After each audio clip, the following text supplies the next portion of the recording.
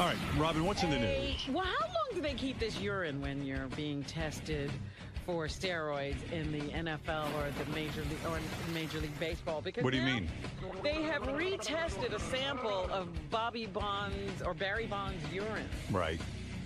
And now they say he tested positive. You know, these You are urine kidding samples me. they've been holding. What? They keep the urine? I mean, I would think they do the test and then they throw out the urine. Can I come clean about something? This urine is from 2004. Wow. I have a great revelation, and this is going to be one of those things where I shouldn't say this out loud, but I'm going to. I purchased urine. You're kidding. When? When did you purchase it? The day after I made that stupid promise to you. Serious? And I had to throw it out. I put it behind a bunch of liquor bottles. Where do you go to get it? Oh, a kid sold it to me. Are you serious? Because I would think you could know someone who would just piss in a jar for What you. happened was there's a bunch of kids in the town I grew up. They're off, but they're trying to get on the fire department. Right. So to get why did you ask me to give you a urine test? And I even protested. I said, Artie, I don't want to give you a urine test. Why did you? Like, you were nuts. Yeah, it sucked. You know you would fail. Well, no, I'd still be okay with it. I'd still be clean, except for Subutex liquor. The next day? For Subutex liquor and what else? Maybe weed. Mm-hmm. But you're doing great. No. I was next. Clean as I a was whistle. next to somebody who was smoking weed, but no, that could fail. And you know, I don't know. I'm fine. I'm not on heroin, but I paid $500. Oh. And I told the kid he's trying to get on the fire department, you know, and. He's like, yeah, this is brutal. I haven't smoked pot or done anything for 6 months. And Oh, so he's going to get urine for himself. How gross is it? it's gross. I made him. I mean, where do you? What did they sell it to you in a jar? Well, he came over to my place and I made him piss in the. You know, I didn't see dick in cup, but Right. He put it in like a Poland Spring bottle, and then I transferred it with gloves to something else, and then I put tinfoil around it. Because it's so gross to look at. Yeah, and then I put it in the back of a bunch of whiskey bottles, and then I just threw it out like last week. I forgot So I what had part of you insists to me? I said to you, Art, you don't have to do a urine test. because I was don't excited. want to. I tried to make it sound like I'm normal. Yeah, but I yearn to be normal. I know, but I told you you're never going to pass it. No. And, you couldn't pass a urine test ever. Yes, I could. Why don't No, you we, couldn't. Yes, I could. When? Just put Artie in rehab. I'm not in rehab. Why? Because someone I talked to someone about that, Yeah. and they explained to me, Artie's got to want. You know, there are people who go. You know, everyone acts like rehab's the cure. I'm totally you could go, fine. You could go into I'm 95 rehabs and still not be better because you got to want it. Guys, I've been clean Look at off. Steve-O. He fought it at first. Steve's a hole. Can I just Jesus talk about Christ. The guy's bleeding and throwing stuff, and that may I add, they waited till that happened. Can I just talk about how it's just so funny because I want to go pull the tape of how insulted and indignant Artie was. This is what's great about when I me, said guys. I had to watch Artie pee in a cup, and he goes, "Are you insane? Do you think I'm crazy enough to go? I'm going to buy urine." He fails his first drug test. I've already picked the date of his drug test. But he can't know the date. No, yeah, he doesn't know. All right, Don't worry. It No, should I be don't every other know. day or so. I don't know. What are you Yeah, waiting I don't know for? why Just there's a get special day. You should be Because it's tested random. already. It's random drug testing. All right, I'll go do ahead, whatever the I'm fuck you gonna want. And it should randomly be regular. He doesn't know, and Gary's going to watch his penis in the cup. No, Go he's ahead. not. Yes, he is. No, Yeah, he's not. yeah, Then well, he has to. then I'm Somebody not has to. doing it. He'll bring Then out a go to whiz in there. rehab. Then I'm not doing it. They have Then I- fake then I penises. quit Then you the got to show. walk in the room naked. Then I quit the because show. You have to walk in naked Not getting because naked, I you're going to quit. get a bag of urine in there. You're I'm going to get a trickster. bag of urine In your there. pants. Where am I going to In get a advance. bag? Yeah, yeah. You'll buy it. You could frisk me before But I go people in. buy urine to pass drug tests. Seen the all the time. Wizinator? It's a fake penis with a bladder. Yeah. I don't have the Wizinator on. I Sure don't you have don't. Where do I have it? You think it's ridiculous for us to think that you might try to beat a drug test? That you wouldn't pay Teddy for his urine or something? Teddy's not. I'm just saying. I'm giving you. Teddy's urine is way too You know a expensive. bunch of people. You throw money at everything. Then we'll have a girl. I don't know one person who doesn't do drugs or drink. Where am I getting urine from?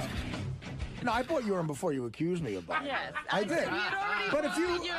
but if you could go back to whatever those days are, I'm wearing a leather jacket and I have the urine in here in my breast. Are you pocket. serious? Yeah. So if you look at the tape, it might be like. You could see You mean you were urine. carrying the urine with you because you thought we were going to do the Yeah, urine he didn't test? know when the test was going to come. You're officially Oh the my funniest person I've ever met. I came in here. Meanwhile, you weren't even clean came when in you here said I'm going about- to take a urine test. Yes, I was. Then why would you buy urine? No. If it was the next day. I was worried that stuff would show up. Oh.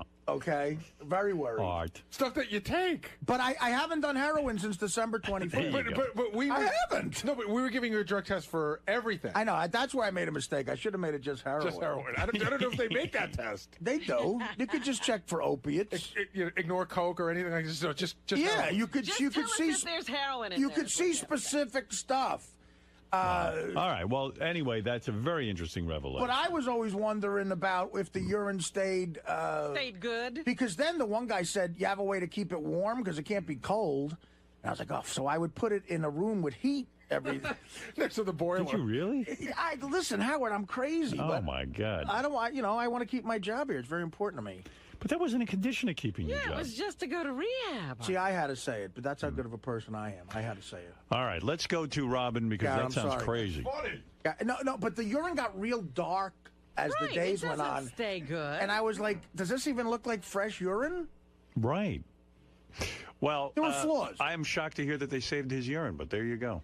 The samples are believed to contain traces of the previously undetectable designer steroid known as THG, or the Clear. It was called the Clear because it wasn't supposed to show up on tests. The New York Times reported last week that federal authorities had detected anabolic steroids in a urine sample linked to Bonds. However, it's unclear if that urine sample and the sample seized in the 2004 raid are the same. Well, in interest to keep up with Artie on the show, I have a confession to make. In my jacket right now, I have a bottle of I carry with me. What are you carrying that for? I can't tell you exactly why. Oh, and when Dr. Drew said the penis and cup thing, I had the urine on me. Oh, you did? Yeah. Jeez. I was going to take it out. If you guys made me do the test, I was going to take it out and put it on the table. Oh, that's good. I should have done that. Wow. Well, we didn't test you. You're really an addict. No, Howard, I'm a dedicated worker. Sorry. Oh, Who else? I'd break my ass. I'd break my ass ever since I was a You're in a dark place. longshoreman. brother. You're in a dark place. Yeah, well, you're right. Yeah. You are. But no, I'm okay. I'm okay, I think. Because if I can stay away from the hard my life won't become chaotic. but Artie, are you gonna drink? Yes. No, I haven't had a drink. That's not true. How do you know? Because I know. Okay, well, let's go penis and cup right now. I have to watch. I haven't. You ask anybody at my gigs, I'm totally sober. I'm fine. Then why don't you take a real urine test? Because the Subutex, I was afraid I couldn't stay off the Subutex long enough. And, every once in a while you might have a drink. So you're saying there was no entertainment lawyer? No, Who called you and the said you entertainment- shouldn't take a urine test? Yeah, he did call. Gee, for once, at least I didn't get fooled about that. No, he did call me, Yeah. the guy. Sure. 4 in the morning. But he told me the second book deal was up to 1.5. Gary, That is a crazy. does this surprise you? No, nothing surprises me Really? anymore. Nothing surprises me anymore. But the only thing that Artie is the world's best liar. That's crazy. But although I wasn't buying into it, as soon as he said he didn't want to do it, I knew that there was something up. And when he got indignant about, what am I going to buy urine? But the fact that he had it on him in his pocket He was while he's walking yelling, around with a bottle while of he's piss. yelling at me for saying, it's great. I said he's officially the funniest person I know. That is funny. Now you obviously can't believe anything now after. Oh, I that. stopped believing before, but this is. I think what he just said is actually one of the funniest things I've ever You're heard. taking this pretty well, No, it's funny. dude. So you're buying piss now? Yeah, man, it's terrible. It's one step above buying shit. Is that one of the low moments in your life? No, Buying urine? No, the lowest moment in my life probably was, I don't know, I'm trying to think. Having dinner with DePace down at Point Pleasant with Scott and some of his kids. That was a low moment of my life. Drinking piss is second. Let's have a moment with Steve Langford, who's really dedicated. He's a dedicated newsman. You gotta hand it to the guy. He takes his job seriously. Impressive. Go ahead. Let's see what you got. Is Eric the Midget's next public appearance soon to be a victim of this devastating economic crisis, or just a complete and total lack of interest in meeting the angry little guy? Eric's set to meet and greet his fans at a Sacramento Kings game February 27, but so far only 2 tickets for Eric's appearance have been sold, and the guy who bought those 2 lonely tickets, we are told, now wants his money back. Is that true? That's what we are told. A source in a position to know now telling Howard 100 News Eric the Midget's appearance is this close to being canceled. Eric, I thought you said 200 people were going to be going to your appearance. Well, Johnny hasn't bought the tickets yet. That's what the 200 to 400 tickets to be sold, they were going to be bought by Johnny. Yeah, but I mean, if Johnny buys them, what's he going to do with them? I mean, that's how you're going to... So 200 people aren't buying tickets. It's just going to be Johnny Fratto bailing you out. You know, what do you have to say, Steve? Well, Johnny told us yesterday there is 0.0 chance of him buying any tickets to this. Really? Yes. Eric, Johnny's telling the news he's not buying any tickets. How do you get that so wrong? I don't have it wrong. Steve said... He said to me that he would consider it. Eric, the loser. And if the team was better than they are, then maybe people would come see this meet and greet. Eric, the loser. Maybe if I was doing it for the Lakers, which I've asked Johnny to set that up. Yes, Gary. Hey, if you go to Gary page 1, there's a funny piece of tape. So this whole thing starts out where Eric calls Johnny Fratto at like 2:30 in the morning to say, "Hey, you got to buy up all these tickets." It's in the left hand. It's in the left hand corner. Don't play the first one. That's just Eric going on and on. Yeah. But Johnny calls back. It's the funniest thing because you can hear the baby screaming and wailing. Johnny's like, "Don't ever call here at 2:30 in the morning." The second one? Yeah. Okay. Eric, how in the world do you wake me up at 2:30 in the morning and you want me to buy 200 tickets? What are you, nuts? If you call late like this again, I swear to God, I'm going to get a driver. And I'm going to come up there and I'm going to take you apart. So you don't call in the night, you fucked me up. I'm definitely going to get even with you now. All right. What are you doing? The guy's a family man. You're calling him at 2:30 in the morning? And bugging him about buying your tickets. Eric, you can't be for real. I am. Why did you call him at 2:30 in the morning? There's never been a problem with it in the past. If someone calls your house past 10 o'clock at night, they're rude. 2:30 in the morning? And when you have a baby. Oh, my God. Well, he does. He has another baby. He has Eric the Midget. Eric, shut up, Midget. You're a baby. Well, you don't make not, any you sense. Jackass. You don't call someone's house with your needs at 2:30 in the morning. It's a babyish thing. It's like behaving like a baby. I mean, you're not even. It's not urgent to buy these tickets. You don't need to call him at 2:30 in the morning.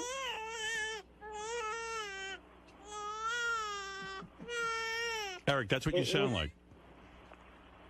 It is urgent. I don't want this to be, another thing where no one shows up. It's too late. Oh, my goodness. Hey, it says here, Eric the Midget's forehead looks huge today. Let me take a look at that. Put it up on screen, guys. Whoa! What happened? Eric, what's going on? I think combing your hair back that severe is a bad idea. Yeah, that's a lot of forehead. No one else is playing. Shut up. No one else is honest with you. That's a lot of forehead. And a lot of big blotch there, too. Big, giant square blotch like that. Shut up, you witch. Like that guy who ran Russia for a while? That, Big Weinstein? Gorbachev. Gorbachev, that dude. Actually, it looks like a car peeled out on his forehead. Yeah, like a tire track. Like a tire track, kind of just when he takes off. Eric, you're and in every way. The hair color that he's dyeing his hair, there's no real color like that. He must have just done that. That's a fresh. There is. That's a fresh dye job. Yeah. It's got to be. When did you dye your hair last? Last Thursday at Frederico's. Yeah. So you're getting it done by someone now. They did that at Frederico's? Yes. Wow. Did you say to Frederico there's no color like that? There is color like that. It's in their book, jackass. Yeah, but we're talking about on humans. Yeah, that's horse hair. That's almost clown red, actually. Right.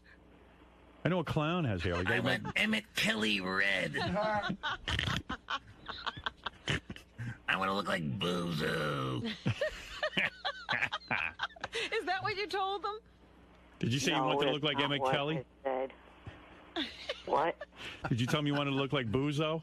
I look like Bozo. I want to join Barnum and Bailey. No, it's a little too red, Eric. Trust me. You should go a little... The way my hair color was when I was a kid. You look like Heat Miser. Yeah, but you're no kid. I'm Mr. Heat Blister. I'm Mr. Sun. Da-da-da-da. You're an adult male. Yeah, you're Mr. Fat Ass. Shut up. I'm Mr. 101. What's going on with your forehead there with that big red square on it? I mean, I'm concerned. Is that psoriasis? No, nothing's going on with it. Yeah, okay. You're very red and blotchy. But really, Eric, you know it's ridiculous to call Johnny to buy the tickets because that doesn't mean you're a success. It looks like you walked into a freshly painted stop sign. Why is it Johnny's responsibility Yeah. to You Eric? get yourself in these messes, Eric, and then the he's supposed to... loudmouth midget. Yeah, it's bail out. you out. It's out in the public forum here that you're asking a friend to bail you out. So it would be more embarrassing than canceling. And so Johnny will have to get 200 of his friends to show up. Did you hear the guy who bought the 2 tickets for your appearance wants his money back? I don't think so. Steve, how do you know that? An extremely good source. Hear that? Oh, whatever, you Canadian jackass. The truth hurts? Not the truth. You ain't phasing Langford. Well, Johnny's not going to buy those tickets, not after Eric wakes him up at 2:30 in the morning. I know that. Johnny I is don't know how not. Johnny's still friends with him. He's so abusive. Johnny's a saint. Johnny's a wonderful man, but I think he's at his wit's end. I don't know. It sounds like he's done that with a screwdriver before to other people. Hey, why does the guy who bought the 2 tickets want his money back? Maybe we could get to the bottom of the problem that way. Do you have any ideas, Steve? I don't have the answer on that. You didn't say to him, why do you want the money back? We'll have to look into that. All right, thank you. He came to his senses? Wouldn't he have a lot of time with Eric? I mean, if he's the only guy who shows up. It'll be a night with Eric. Yeah, I mean, he could have exclusive time with Eric, you know. And this is a guy who gets $40 for just a phone message, so it seems like it would be a good deal. And Eric, there's nothing worse than doing an appearance where it's 1 or 2 like really obsessed lunatics who show up. Which, by the way, visit my store at jfsc.tv/ETA. By the way, you should know this. At my book signing over the weekend, someone asked me to sign a picture they bought off your website, Eric, and he like drew a bunch of cocks on your face and Really? the cocks that Eric's sucking and Oh my God! yeah, it was Terrible. really defaming it. I don't think you're allowed to do that legally. I think for another Throw 5. a cock onto Eric's mouth. Yeah, like big. It wasn't good art, but it was a cock clearly. That doesn't sound very nice. Yeah, and it has the cock. Eric, how do coming you on feel? People are buying your picture and drawing cocks on your face. That's not cool. Right. It looks better than the enormous red blotch on your face. Actually, Yeah, you're just absolutely enormous. Period. actually, you should sell it like that. I'd buy a picture of Eric with a big cock in his mouth. Oh, I'd pay an extra 20. Yeah, Eric, maybe you ought to start drawing the cocks. Thank you, Eric, and appreciate the phone call. Bye-bye. Bye. Good luck getting some midget pussy this weekend.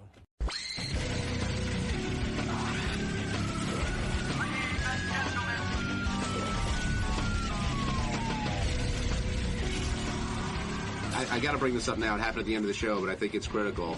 Artie and the urine. Artie says that not only did he purchase urine for a upcoming drug test, if that ever happened, but he said he had A drug test, by the way, that he asked for. But he said that he had it on him the day it was being discussed. Where does the truth lie, Gary? Well, I know that's a tough question when it comes to Artie. I just know what I hear in the office. So I'm sitting there thinking, like, Artie's out of his mind. This is crazy. I can't believe it. And then I hear somebody say, how do you know that you can believe what Artie just said? Which I hadn't thought of. Some people think that the story he told today might not be true. Oh, that he didn't even have the urine? He was just telling a great story. I'm believing he had the urine on him, but now the seed of doubt has been planted. That's how low his trust level is around here. Did you hear on the wrap-up show, like Artie confessed yesterday, he admitted that he had purchased $500 urine. Yeah.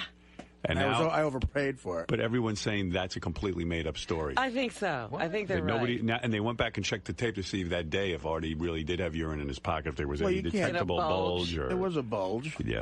Everyone's not. I guess your credibility is gone I saw way Gary down. wants me to be completely honest about everything from now on. Okay. Tell Gary's going to get brutal honesty from you. Really? Okay. Oh, what does that mean? No, Gary, I heard Gary say, I mean, I'm really pissed off at Gary. Well, wait a second. He says a blanket statement. He believes that reporter when she goes, oh, Artie said he'd just lie to you if I didn't jog with him. You think I give a if your monkey ass knows if I jogged with the reporter? It doesn't matter that, Artie. No. Gary makes blanket statements like, he lies about everything. He thinks he's so funny on that wrap-up show. Everybody else You're not thinks funny. you are, Artie. You're not funny. Congratulations, you're very funny. Yeah, I know I am. That's why I'm here. God knows why you're here, you asswipe.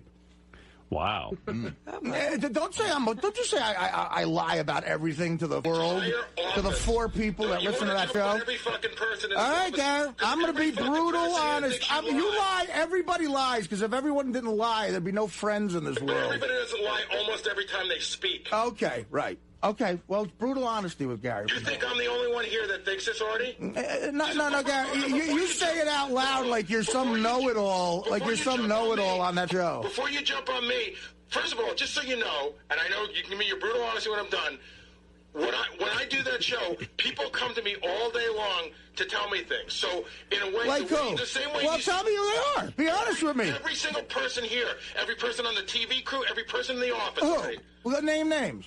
Who's concerned about me lying? If anybody wanted to be named, I guess they'd step up. But you know how that works around here, Artie. You know how that works. Okay.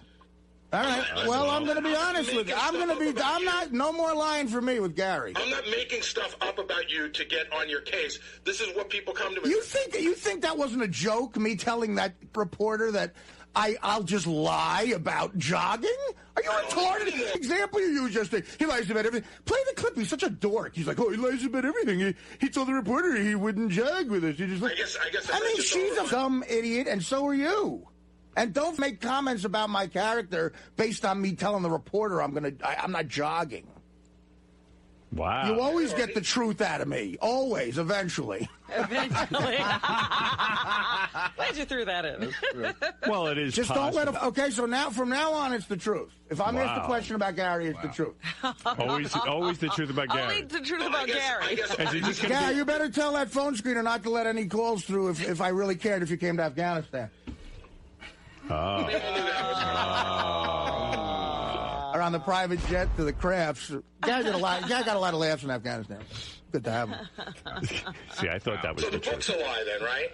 Of course it is. The whole part of the book where you said you all the good parts. So you really, I had heard you were annoyed that Gary went to Afghanistan. I'm not going to say anything. Wait a minute, you said you'd tell the truth. You're going to tell the truth. Well, I mean, either that or I'll say nothing, I see. I don't want to start arguing with Gary. And the liar. stools are bothering you too, right? In his theater. I don't care. I don't care about the stool. You don't. That's the truth? I don't care. And the truth is that you really didn't want Gary going to Afghanistan with you. I'm not saying anything. You really were pissed though about the private No. No. I loved having you there. I loved that. Those old jokes Levy gave you were great. Be honest. Come on, Artie, beat them with Mr. Honesty. I know. Well, you started it. Play the clip yesterday, Gary. You take it a little. Yeah, I'm sick of being a punching bag with you people with this liar. Dad, play the clip yesterday. I'm sick of taking that. You're not funny. You're not funny. Will isn't funny. John's not funny. That show is horrible. And you're funny when you lie, which is almost every fucking I'm funny day. all the time, which is why I should be making more than you. I don't know that you're not, but who knows if you should. I know. I saw it. Let's not base it on when everybody shows up at this place, because then you shouldn't be making anything. Yeah, right. Wow. How many sick days is a person allowed at this corporation? I'm sure I have plenty you're left. allowed as many as humanly possible. All right. Well, if you're in fact sick, Mr. Honesty. Right. Well, I told you I've never been sick. He was honest about that. I believe he was truthful. Well, I don't like to see you boys fight viciously like that. Well, play the clip. You'll see why I should be annoyed. What is this clip, by the way? That high horse in that wrap-up show, and just he's the king over there. and he's like, everybody's like sitting around the fire waiting for Gary to tell war stories, and they're always horrible. and then they start talking about me, and Will is sitting there going, like, why is Will on the air? What credibility does he have? Will is a producer. What credibility do you have? I mean, I'm a performer. I'm in charge. Scheme in this place. Aside from being a comedian, You hired me, dickwad. I didn't. Howard did. Okay, well, fine. What does that tell you? You're a funny guy, but what credibility do you have to be on the I don't show? need any other credibility except that I'm funny. You were an intern. I wasn't an intern, Artie. Well, I don't know. I remember Boy Gary when I started listening. I got paid to be here, douchebag. Oh, all right. Well, it's gotten very ugly. Wow.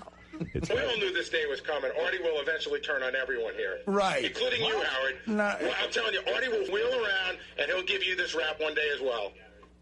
Well, yeah. Do you deny that? Maybe I'll deserve Do it. you deny that? Well, I can't wait. I'm preparing it every day. I don't know what you're talking about. Yeah, you don't know. Maybe, hey, but listen, if Artie thinks I've wronged him, he has carte blanche to certainly let me know. Same with anyone on this show, as you have many times. That's what makes it interesting.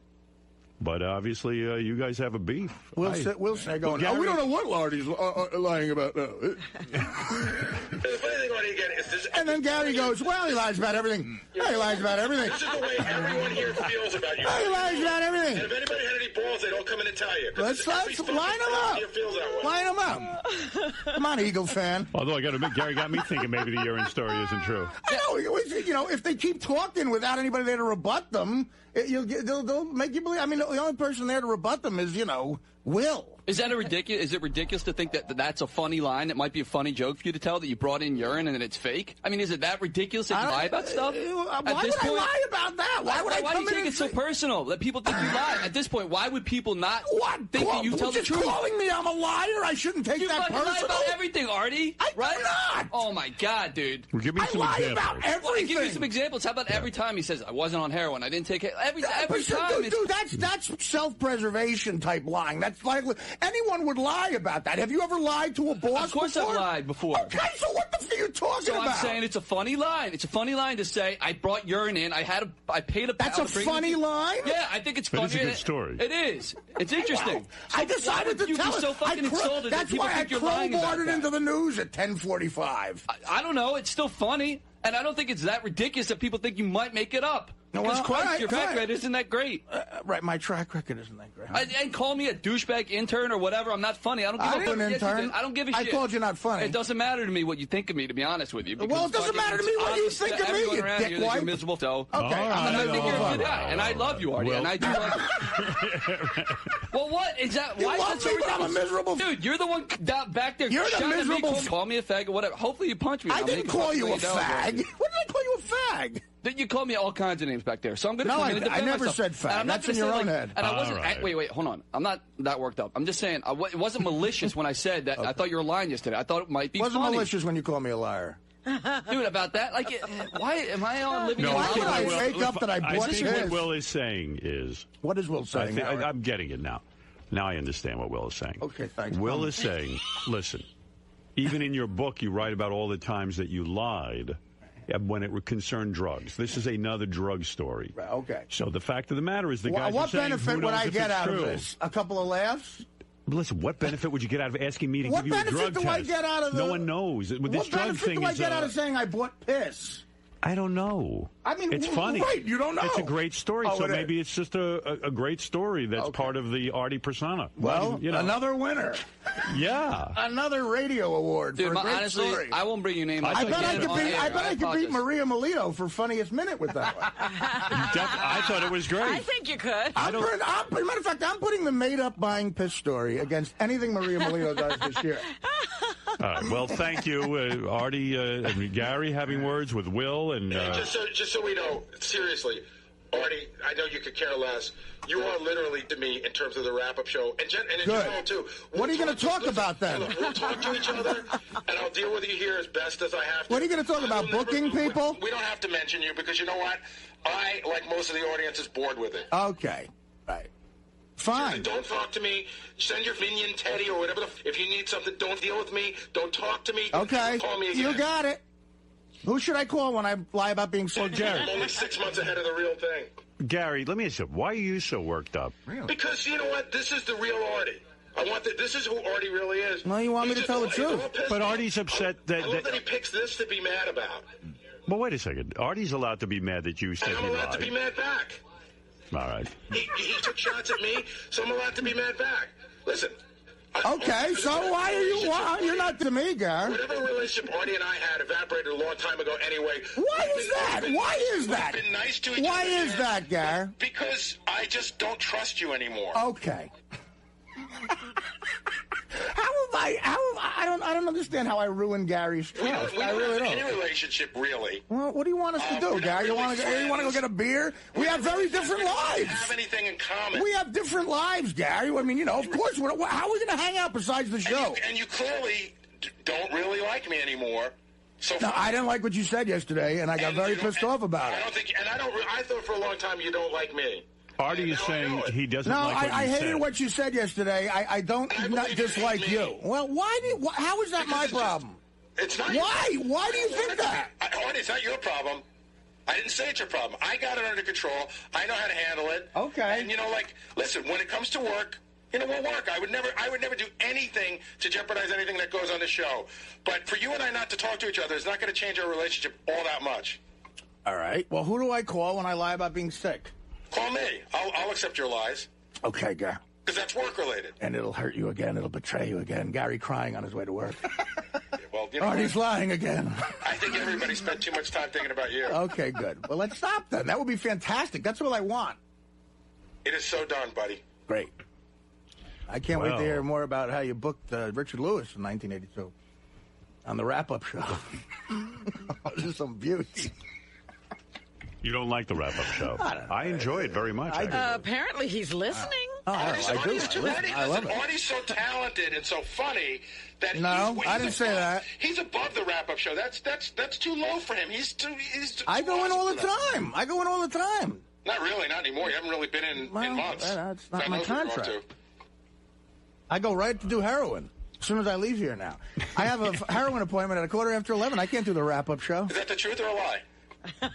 That's a joke. You couldn't tell the difference. I know, because I'm beneath you. No, because you're horribly unfunny. But I think you're a nice guy. And beneath you. No, you're boring and unfunny. You're not beneath me. Was he boring and unfunny in Afghanistan? Oh, my God.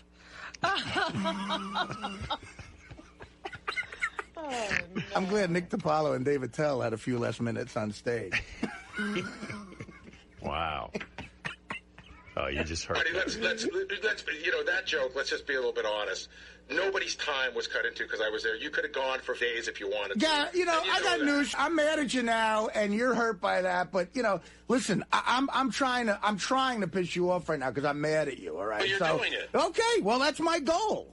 That's my goal because I felt very hurt by what you're throwing all these casual statements out that if people are not listening all the time, they're just going to hear Artie lies about everything. Artie's a liar. That's not true. That is not a true statement, and it aggravated me.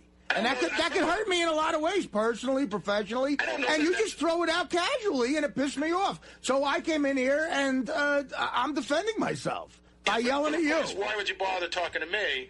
Why don't you just... Because you're the one who said it. What do you want me to do? But you could have come in and talked to me. Well, it's more fun to be on the air. What did you say yesterday about when I spilled 2 inches of high C? I see. That was really... I'll be brutally honest with you. That was you being like, you clean it up. Yeah, and that's what I put up that's there. exactly what it was. That's exactly what it was. I forgot about it. I didn't know about it. Because some underling was standing there that'll take care of it. That's what you think of. You're not an underling to me. You make more than me. I'm the only one standing there. Who else is going to do it? I don't know. You got to get to the wrap-up show. Start the story. You got to get to the wrap-up show by 11 to call me a liar by 11:02. I took my tissues and threw them on the floor and told Artie I told Gary to pick them up. Yeah, I know. And that's what he sits in here yelling at you into the air. I was all the kidding time. him, though. I picked up my own thing.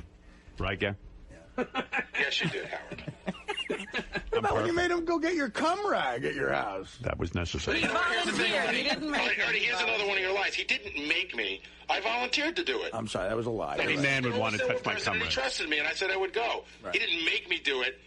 No, any man who you'd ask to do that for is making you do it. He didn't ask him. I didn't ask him. Yeah, I know. Gary went to go, I mean, is there anyone else in the world you'd ask to do that for? But he didn't ask me. I know. You were just being a good producer. He said, I got to get rid of that thing. And I said, I'll go take care of it for you. When you had lunch with Rob Burnett, did you ask him if he ever got Dave's jizz rags? I know I haven't had lunch with Rob yet. I thought you had lunch with Rob. Hey, do you know about this? Gary, in an effort to He's preparing for the future. Oh, my God. What is now happening? Why don't you go to a bread line? Future that will never have food already lying. We all know that. I won't only beat the Gary. I'll be actually. That's what Gary said. You have 6 months anyway. You might as well be to him now. Right. That's nice for Gary to say that. The only difference between Gary insulting me and me insulting him is when I do it, it's funny. So people remember it. He tells me I have 6 months to live. That's fantastic, Gary. Thanks. You practically write it in your book. I know. How many times in your book do you say, I can't believe I lived to be what I am now? Well, listen, dude, I don't know. I question my mortality because of how I've lived. I agree with you. I'm going to tell you something. As mad as you are, Gary, I can tell, I know you guys have differences here and there now. But Gary is so upset about you because he loves you so much. Now, you're never going to get that, but I'm telling you. Well, maybe I'm upset because Gary... Look, a lot of people said shit in that room. Yes. And a lot of people make accusations. And, of course, Will is right. I don't care about him. Right. But Gary, I do. Of course, it hurts more with Gary. Gary's a major reason I'm sitting here. He's a big part of my career. And he means a lot to me. His opinion means a lot to me. At some point, Gary, I think he got in his head that for some reason I don't like him or whatever, and he projects that on me, and it eats away at him, and I think Gary changed our relationship in his head. So every time Gary says something like that, like I'm a liar, I go, I heard that in the car yesterday, and I'm going, God, does Gary really think I'm just a blanket liar about everything? That hurts. It does. I think he thinks anything drug-related is a lie. Well, listen. No, he was saying everything. That's what Artie is objecting to. I mean, I'll admit to that. There's been times where I did heroin, and I said, no, I didn't do heroin. There's been times I was pulled over speeding by a cop, and I said, really? Was I doing 80? That's what happens. That's life. You lie about shit. You're right in Gary's case, and Artie's right in his case. He's so angry at Gary because it matters to him. You don't get angry about people that don't matter to you. Right. That's right. It hurt me a lot to hear him say that. I don't care.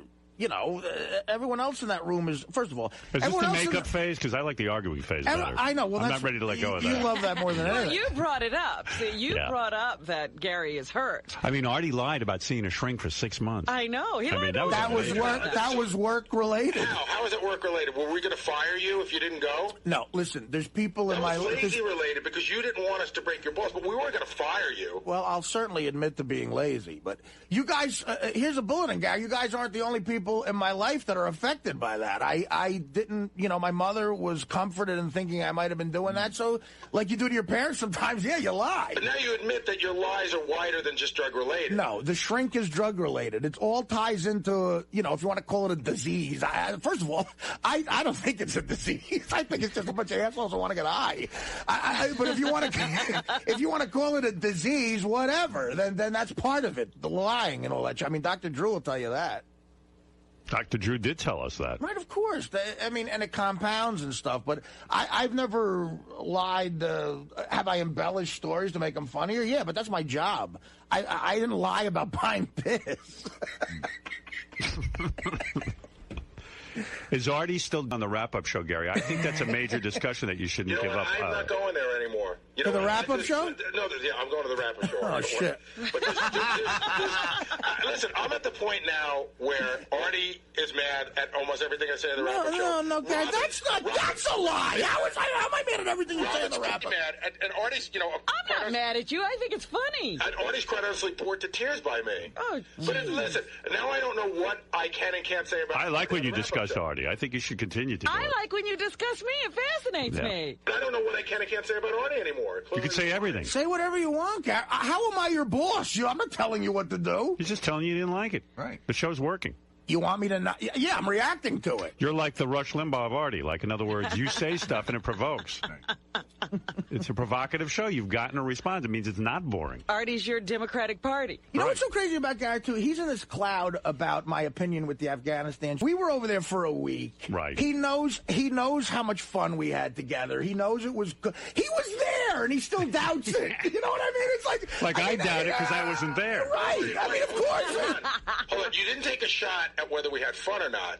You took a shot about whether you wanted me there. Whether we had fun or not isn't the... Garrett, listen, I came in here today knowing that you're so insanely sensitive about that, and I was pissed off at what you said, so clearly I'm trying to make you mad. So you know what? Here's the really thing. This is what it all comes down to. I don't know whether to believe you right now. I swear to God, I don't know. I don't know what I don't know what the truth is. Did you really like having? I think he liked having you in Afghanistan. But I think Artie so. sees that he upset me so much that now bad. he's reeling it in, and I don't know. Listen, man. I don't know whether the truth of the lie is anymore. No. I did upset you. Mission accomplished. Did you mean it? Yeah, Garrett, listen, man. Did you mean it, Artie? If you can't tell whether or not if you can't tell whether or not I wanted you there by our experience there together, then that's up. I mean, maybe you didn't want him there, and it turned out better than you thought. Right, that's the whole point. I don't doubt that we had a good time there, but I'm still not sure that you wanted me there. Okay, all right. Well. Did you want him there? Yes. I don't think that's honest. Oh, boy. I got to go with Gary on this one. Come on, Artie, be the brutally honest guy. You said you were going to be brutally honest. Be brutally honest. You did not want Gary in Afghanistan. I'll tell you what. It's not because we were just arguing and yelling, but I did want him to come. I believe you be truthful. I don't know. He's being deceptive. Do you want to take a lie detector test on that question alone? I'll take it. You will. Sure. You will take that. Because I just want Editorian in here for any reason. Right, me too. Do you want Artie to... nothing drug-related, just one question. Did you want Gary in Afghanistan? Well, if I would certainly take that lie detector test, but... You know, again, that detector test isn't credible. It said Ralph is gay. Ed is one of the top guys in the country. What are you talking about? And he lied, not just Ed. Right. Ed You're just saying the... in general. In general, the test. You don't buy it. Yeah. Do you want him to take the test, Gary? No, I just want him to tell the truth. I don't need a test. Artie, tell the truth now, and then I'll accept it. Well, Artie says this is the new truthful Artie about you, so here it comes. I'm going to ask him one last time. Okay. Artie, in light of the fact that you are the new truthful Artie, and you're going to talk the truth, because Gary told the truth. He feels you lie about everything. Everything, right. Everything in your life is a lie. See, this is good with him. All right, so now... If you said this was Thursday, you'd be lying. Right. We don't even know if you know what day it is. So here's the thing, Artie. It's the last day before we have a day off. Did you want Gary in Afghanistan? Yes. You know what? He gave me this smile before he said it. No, I did. You looked at Gary, and you looked at Gary, and you felt bad for him. You're looking at that TV screen. No, that's not true. Yeah, that's not, I mean, you feel bad for him. He does have a Bob look there. I believe Artie did not want. I believe Artie is lying now and does not. Well, that's what you're saying. Yeah. I think Artie had a different idea in mind when he was crafting the whole thing. He's a mastermind. Artie's idea was to go to somehow score pure heroin in Afghanistan. I was crafting Operation Mirth. And he had a whole scenario of who he was going to invite and certain people he needed for various aspects of being Artie. And then Gary said, I'd like to go.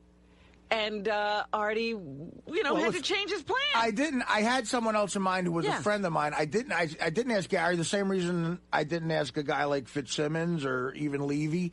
They have kids, and I just try, I said no to kids. But Gary was aggressive, and he brought it up. So I'll say that I did have a friend in mind to come. Right.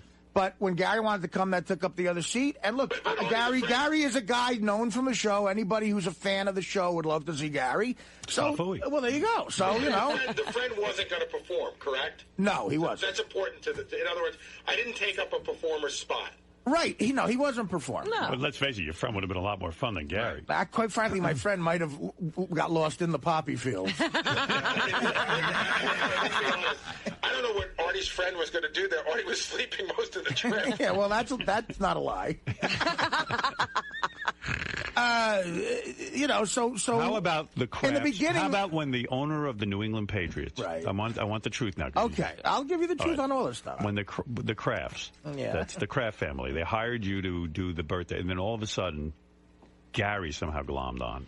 Well, I'll be dead honest with you here. I was actually thrilled he came because it was someone to make small talk with them. Right. I didn't know them that well. Right. So you liked when Gary No, was the there. guy was. that's something I would have asked him to do. Can I tell you why I decided to go? They sort of asked. What are you doing in here? Well, because I think at this point I'm pretty sure Artie's not going to throw anything at me. Yeah, go ahead. It's with the Crafts. I knew them before they had asked Artie, and in fact, they had contacted me about Artie going. Yeah. So on a weird level, I felt a responsibility to make sure everything went right, not only for Artie's sake, but for their sake as well. Do you know what I Right, mean? yeah. They were Artie wasn't bringing anybody but his cousins, and I thought to And myself, you know Artie lies about everything, so he might not have shown up. But no, it wasn't that. I just knew that. That's something I show up for. No, I knew Artie did. I knew Artie didn't know them. Right. I knew that he was there to perform, but that it was going to be a private party. That was very and helpful. But I did it as much for the Crafts as I did it for Artie, and then absolutely a part of it I did for myself. I wanted to see what was going on up there. It was an fun. interesting, it was a private jet back and forth. It was fun, but I would have been in a bit of a disarray without Gary there because I don't like making small talk with people who I barely know. Was there anybody you had to kick off the plane this time? No, there was plenty of room. No, that was sounds like you two are back to being buddies. The worst thing I did on that trip was that wow, really we've gone full circle here. Is Artie alive again to Gary? I don't know. He's got a heartbeat. The worst thing I did on that trip to Artie was Artie's uncle and I watched American Idol on the plane, and he looked at us like we were a couple of homos. Artie was like disgusted. Yeah. Me and my Uncle Tommy at least didn't watch it. But, look, all right, this might have been the quickest argument makeup in the history of the show. All right, well, there you go. You guys had a lot of bad words. I just can't you. believe that. Obviously, look, that's a sensitive subject, the Gary, the Afghanistan thing. I can't believe that whatever got in his head with that doubt is so there that we were over there. Like, I can't hide disdain for somebody for a week. I forgot Not where in Afghanistan. No, but I didn't think you had disdain. You're missing the point. I didn't think you had disdain. If I for resented me. you for any reason for coming and taking a friend's spot, believe me, it would have come out when I was on the 15 Valium in Kyrgyzstan airport. It sort of did at one point. It did? Well, no, Artie got really mad at me at one point during the trip, but it got really ugly. That was very hurtful to me, too. When was that? Oh, on the Valium? Or after the I was on the 40 Valium? After the night. You see, don't exactly. It was 15 Valium. It was 15? Oh, it was only 15? And what else? It was 50 Valium, 8 Ambien, and 3 shots of wild turkey. Oh, my God in heaven. What are we going to do? And by the way, dude, I was kill an elephant. I was in Kyrgyzstan. Oh, my God. All right. How do you handle It's that easy many- not to drink in Ibiza, wherever you guys go. How many drugs can you take? He has a tremendous constitution. Listen, the late John Belushi and Chris Farley had tremendous constitutions. Wow. Everyone always says that. They were 33. That's right. You've outlived them all. You're a better drug taker than they are. He has more tolerance. What did you used to say years ago when I used to listen to you? What you used to say, Keith Richards is the best greatest white drug taker ever. Well, the guy is. I mean, at him. first He's of all, alive. He's still alive. I mean, he looks like Dracula. Even the cigarette smoking. I mean, this guy smokes constantly. On stage. On stage. He can't even put down a cigarette. And when he's in the middle of a guitar solo, he's got one burning in there. He's got the cigarette in the guitar. Him and Ron Wood, both. Yeah, and the guy's, thin and looks good, for a guy who's done that much. So crazy he ran up a tree and almost killed him. Right. Anything I said on that, you can't believe. I mean, of course. It was. Again, part of me was like, I wondered if it was truth serum. What did he say? Well, let me tell you what happened. Yeah, because I don't even remember. Artie and I never had this out, and as long as we're having it out, I want Artie to know because I don't know I don't know what he remembers and what he doesn't. So the whole temper tantrum in the airport, I'm there also videoing everything. Right. And a couple of times I went to pull the camera out. I go, you know what, man? This just, I wanted to, but he was in such a state that I felt if he saw the camera, he'd smash it. Right. You know what I mean? Because he was frantic and wanted to be out of get Russia. out of there, yeah. And you know what? We were all right behind him. Nobody's going to deny. We were all like, let's just get the out of here. You were handling it much more professionally. Right. I was ready to pay what, $18,000 for a flight. Howard, the worst part of it was we walked right by the plane we were supposed to be on. Right. Like we were on the tarmac and we go, oh, there's our plane. They go, yeah, you can't get on that one. We're like, when's the next plane? They're like, oh, I think 36 hours. Like, And this is after 20 hours of playing cards and killing time at Bagram in Afghanistan while we watched toilet paper get loaded. But why couldn't you get on your flight? Because it was already, the doors were shut. But I don't understand. Were you late? Yes, we barely made it. Like we were. But that wasn't our fault. Oh. It wasn't our fault for being late. We were so long at one airport, the connecting flight. You know, we just. So it's the airline's fault. Oh, yeah. absolutely. Well, no, it was the Army's but fault. a military flight. Right. You can't yell at them. Right. It's like, look, you're. So now Artie's in the airport. Artie's very upset. He takes, he gets the pills and he gets drunk and he's throwing things. He's pissed. And like I said, we're all pissed too. I'm not giving him any shot at that. So we end up going back to the base, and we go back to But the you didn't throw things and stuff. No. But so now Artie's really, I did. Artie's really, he's up beyond belief. Right. I mean, he's really, really out of it. He goes back to his room, and he sits down, and I come in with a camera, and I say, Artie, what do you want to say? And I know that he's up, but this is so important to the story.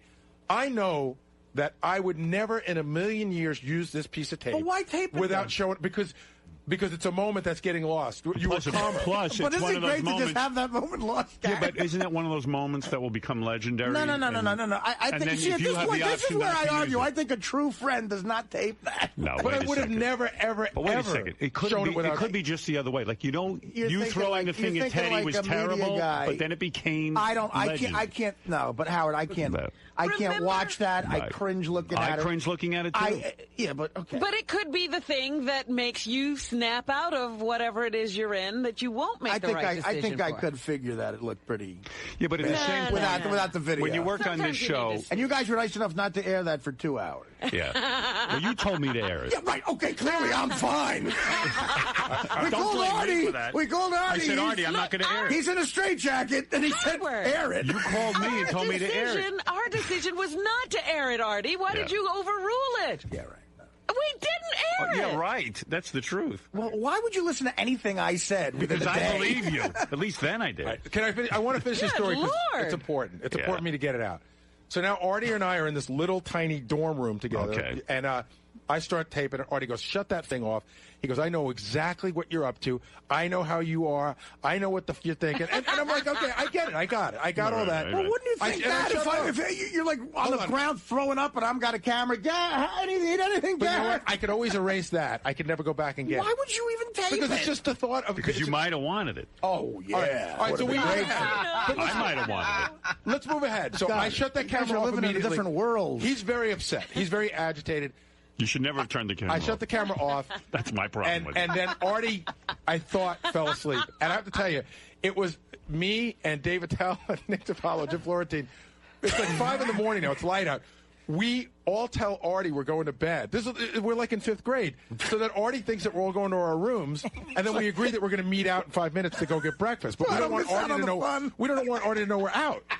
So we're standing out in front of the barracks, and we're all having this conversation like, oh my God, Artie's so. We're just sort of like decompressing and everything, and all of a sudden the towel goes, oh, here he is. He's out. So Artie was out. It was like fuck, and that's when Like a Artie bear. in front, He got out. in front of everybody, and I don't know what Artie remembers and what he doesn't, but in front of this group of guys, Artie came right at me. Physically, Yeah. and he's like, I know you, more of the same, you cocksucker, you piece of shit, and just started calling me the worst names you can imagine. Wow. And then the next morning, the next afternoon, I the slept next right day up and a until the half, plane. Artie got up, and when he saw me, he goes, yeah, by the way, last night I was a lot out of line. All right, let's go get some breakfast. Yeah. So that was. Well, I was forgot. like- I don't remember I was all that. terrified, Howard. I was, and I wasn't sure what Artie remembered and what he didn't. Well- so, like, there's a part of me that I've always thought, does Artie know what he said to me?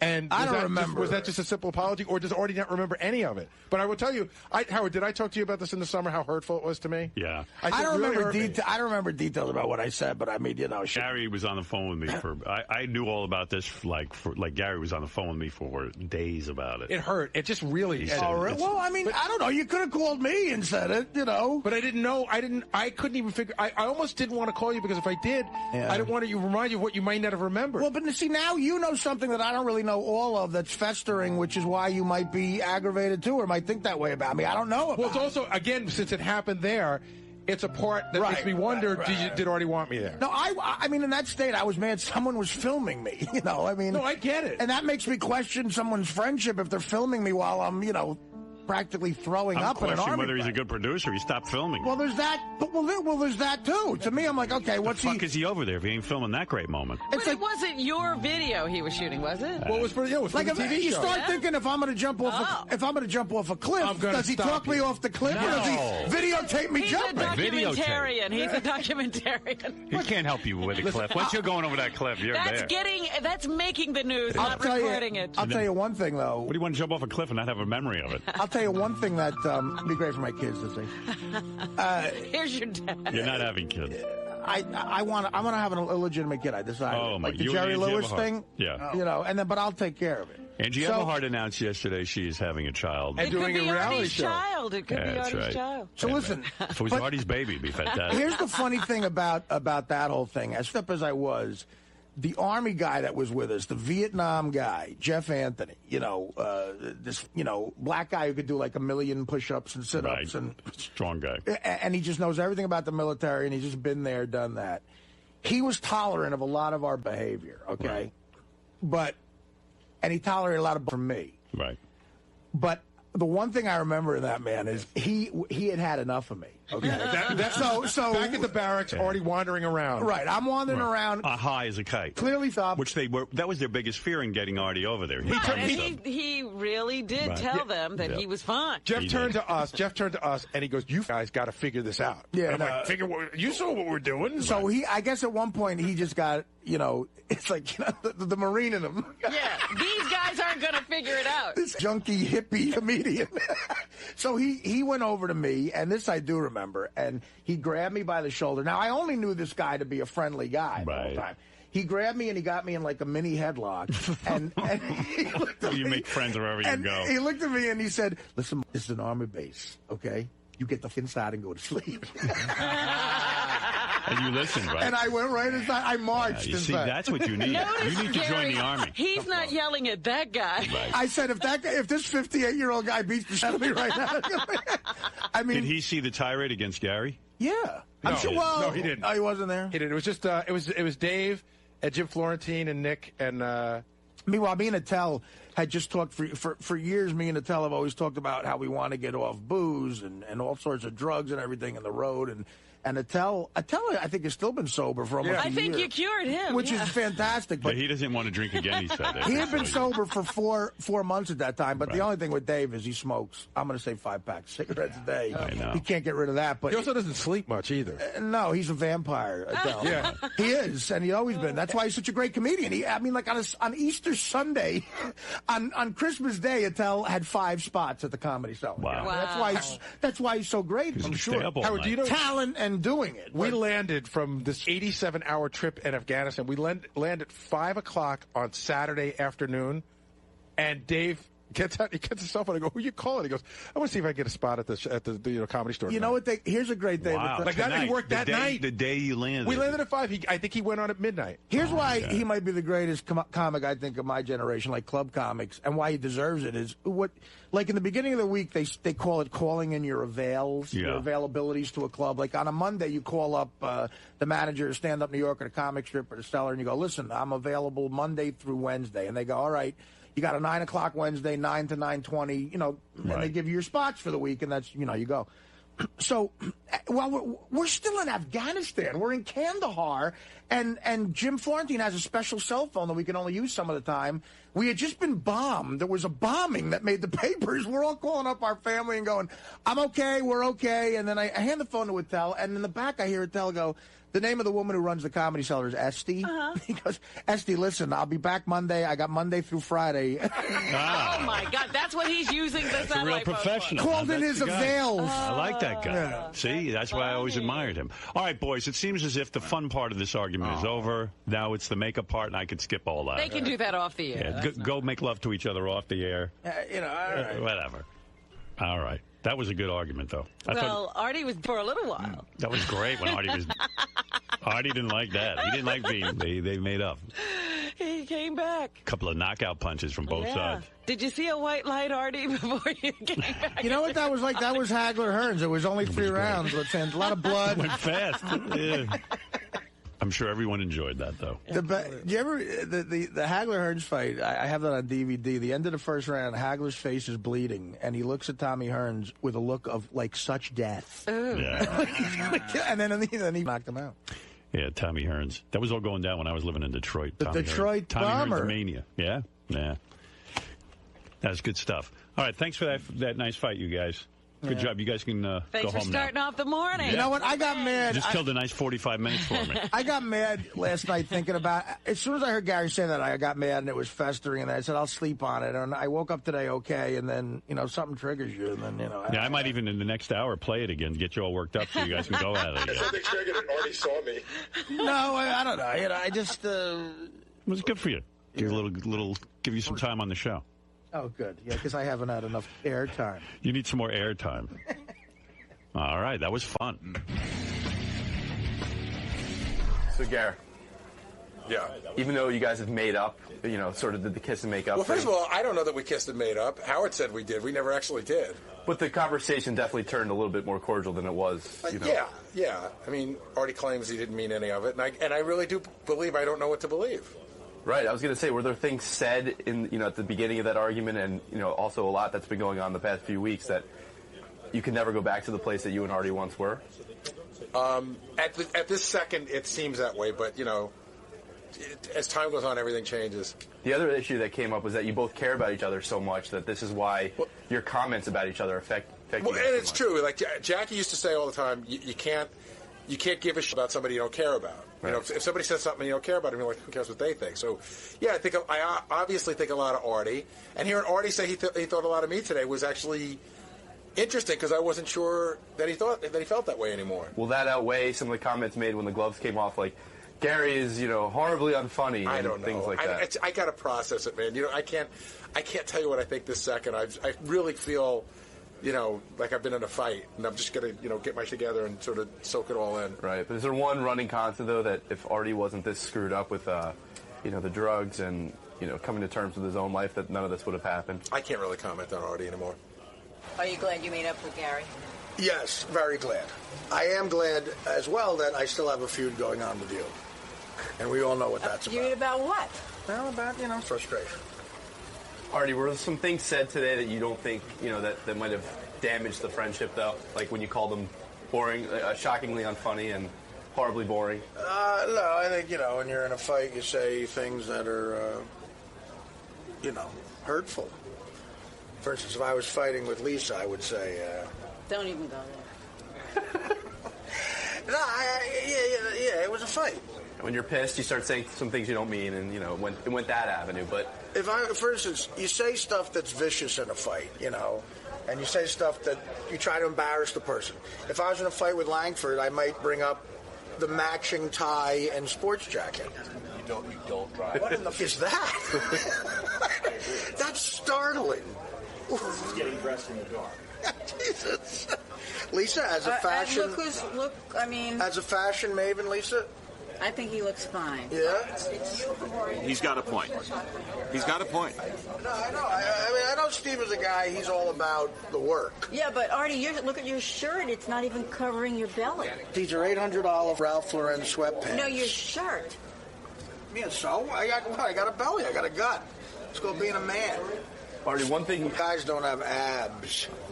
Artie, one thing you mentioned to Gary is that you're sick of him. He's been paranoid for a while that you didn't really like him, and you got sick of him projecting that onto you. Right. Is that something that you think you see continuing in the future? Or do you think I think now we've gotten the air out, so no, I think that won't continue. Now, have you spoken to Gary? Because I noticed in the studio you guys weren't really talking. No, we spoke. He apologized, and I said, look, it's okay. Will. Yo. What is this signifying in Artie right now, where he's at? I mean, these are just... Dude, everyone back here has the same opinion, that Artie lies about you. I honestly don't even care. It doesn't bother me. It means nothing to me. I'm just brought it up on the wrap-up show that yesterday I thought the piss story could be fake because it's a funny story, and Yes, Artie has a reputation about lying about stuff, but I guess that's retarded or ridiculous or whatever. Why do you think he's picked now to fight back, as he said? Well, he got angry at Gary yesterday, but if he's going to throw my name in there, that means I have the ability to go in there and defend myself. So you mentioned during your little tirade that you love him, you love Artie. I think he's a funny guy, and I think he's a good guy deep down. But to say that you never lie and to say it's ridiculous to accuse you of lying is. Come on, I mean, everyone around here, every fan that listens to this guy knows that the guy lies about so whatever. Do you think this is telling that he's in a really, really dark and bad place right now? I don't know what it tells. Honestly, I don't really give a shit at this point. Like I said, he's funny on the show, and that's the bottom line, so whatever. All right, man. Robin, pick a number between 1 and 12. I will pick 8. That doesn't work. 7. 1 and 12? There's an 8 in it. I know, yeah. I thought we had our phones are really weird. All right, then Pick the number 5. I'll pick the number 5. All right. Vince, you're on the air. You're on line 5 in L.A. And Vince, you're playing for $500 courtesy of TSS Radio. I assume you want to play, right? Hey, Howard. Good morning. I would love to play, except I already won $500 from you about 2 weeks ago. Oh. All right. That's very honest of you. Yeah, so otherwise I would love to play. But I called because I have a great idea. You know that tape of Christian Bale swearing and Lily Tomlin swearing? Yep. You know what you do? You take the two of them and you call a marriage counselor. Yeah, the problem is you got to get permission from the marriage counselor to air it. You see, that's the problem. Oh, I see. Yeah, so phone calls are very difficult. Yeah, that'd be a really great idea. Do we have a rule, Vince, that you can't win again? I don't know. Do you? I don't think we do, but I think it's very... You're saying you're willing to let someone else win $500. Yeah, I mean, I would love to because I could use the money, but if you guys don't have the rule, I would definitely love to play. Let me find out. Hey, Gary, do we have a rule? We're not sure. At terrestrial radio, we had a 60-day rule, which we often ignored. Right. And I don't know that there's any such rule here. All right, I'm assuming there's no rule and Vince can play. All right, Vince, here we go. Okay. I mean, if there is a rule, I don't know about it. But then again, I didn't know about any of the rules on terrestrial radio either. No one seemed to inform me. All right, here we go. Brittany Stevens, the following question. How many pints are in a quart? She will not know that. Yeah, I don't even know that. You don't? No. There are 2. I know, but I'm trying to have some fun. Identify. Trying to be part of the audience. No way she knows this. 2 pints are in a quart, really, Robin? Yeah. Okay. Robin says it's 2. Do you think she'll know? No way. This is what Vince says. All right, here we go. 1. All right. Well, see? It was close. How could 1 pint be in a quart? All right. That makes You're no on the sense board. at Here we go, all. Vince. Question number 2. You're right. Why would you have 1 quart and 1 pint? Like you have to have a better guess than that. You could at least say 2. That's just lazy. There's only 1 pint in a quart. Then why do they call it a quart when it's a pint? Well, it's interchangeable. How many sides are on a triangle? Oh, I'm going to say she doesn't know it. Really? She's got to know that. this. She didn't know why. Everybody knows it's 5. I mean, she's got to know that there are 3 sides on a triangle. Right. I mean, you'd have to be retarded not to know that. Well, she knew that Abraham Lincoln was our first president. Yeah. All right. So you say she will not know. Yeah. Okay, let's find out. Who is presently the vice president? Oh, what happened to the answer? Wrong. Uh-oh, we seem to have skipped. Let me see. How many sides are on a triangle? All right, here we go. Who is presently... Hey, there's no answer. No answer. Hey, what happened there, Sal? You guys up? I tested it with Scott, the engineer. Every CD's tested. I don't know what happened, but can I give you the answer? Yeah, give me the answer. She got it right. She said 3. She said 3. Yes. Oh. So he got it wrong. You got to trust that we're telling you the truth. I can cut you later. You'll cut the tape. All right. Okay. We'll give you proof if you don't believe us. All right. 3. Oh, there it is. 3. Now it's there. That was weird. There it is. Where'd that come from? I don't know. So strange. All right, so the answer was 3. Sal tested it to make sure that they were backwards. Yeah. Oh, I see. They're backwards. So she just answered the president or the vice president question All with right. the number 3. This is all screwed up, I think, because look. Who is presently the vice president of the United States? You know what? I'm just going to give you the... Now, if you go forward, you'll get it. But All right, I'll give you the $500. I don't want to play anymore. Okay. You know what I mean? I'm just kidding. Yeah, you don't know what's going to happen on this. Yeah. South up. Okay. And I don't know what's going on. So I'm just going to give you $500 cash, courtesy of TSS Radio, offering excellent deal. You're to me, Sal, so I don't even know. Howard, I have every All right, I have every CD tested through Scott. All right, good job. Scott tested it. Scott tests the CDs. Well, let me ask you something. How long have you been a fan of the show? Since I was 16 years old. Since you were 16. I'm How old 40. are you now? Okay. I'm 39. So how many years is that? Do you know? 16 to 39, 23. Okay. Listen to me. Did I get the right 30? I don't know. Thank God. Jesus. So you've been a fan for what? 23 years, you said?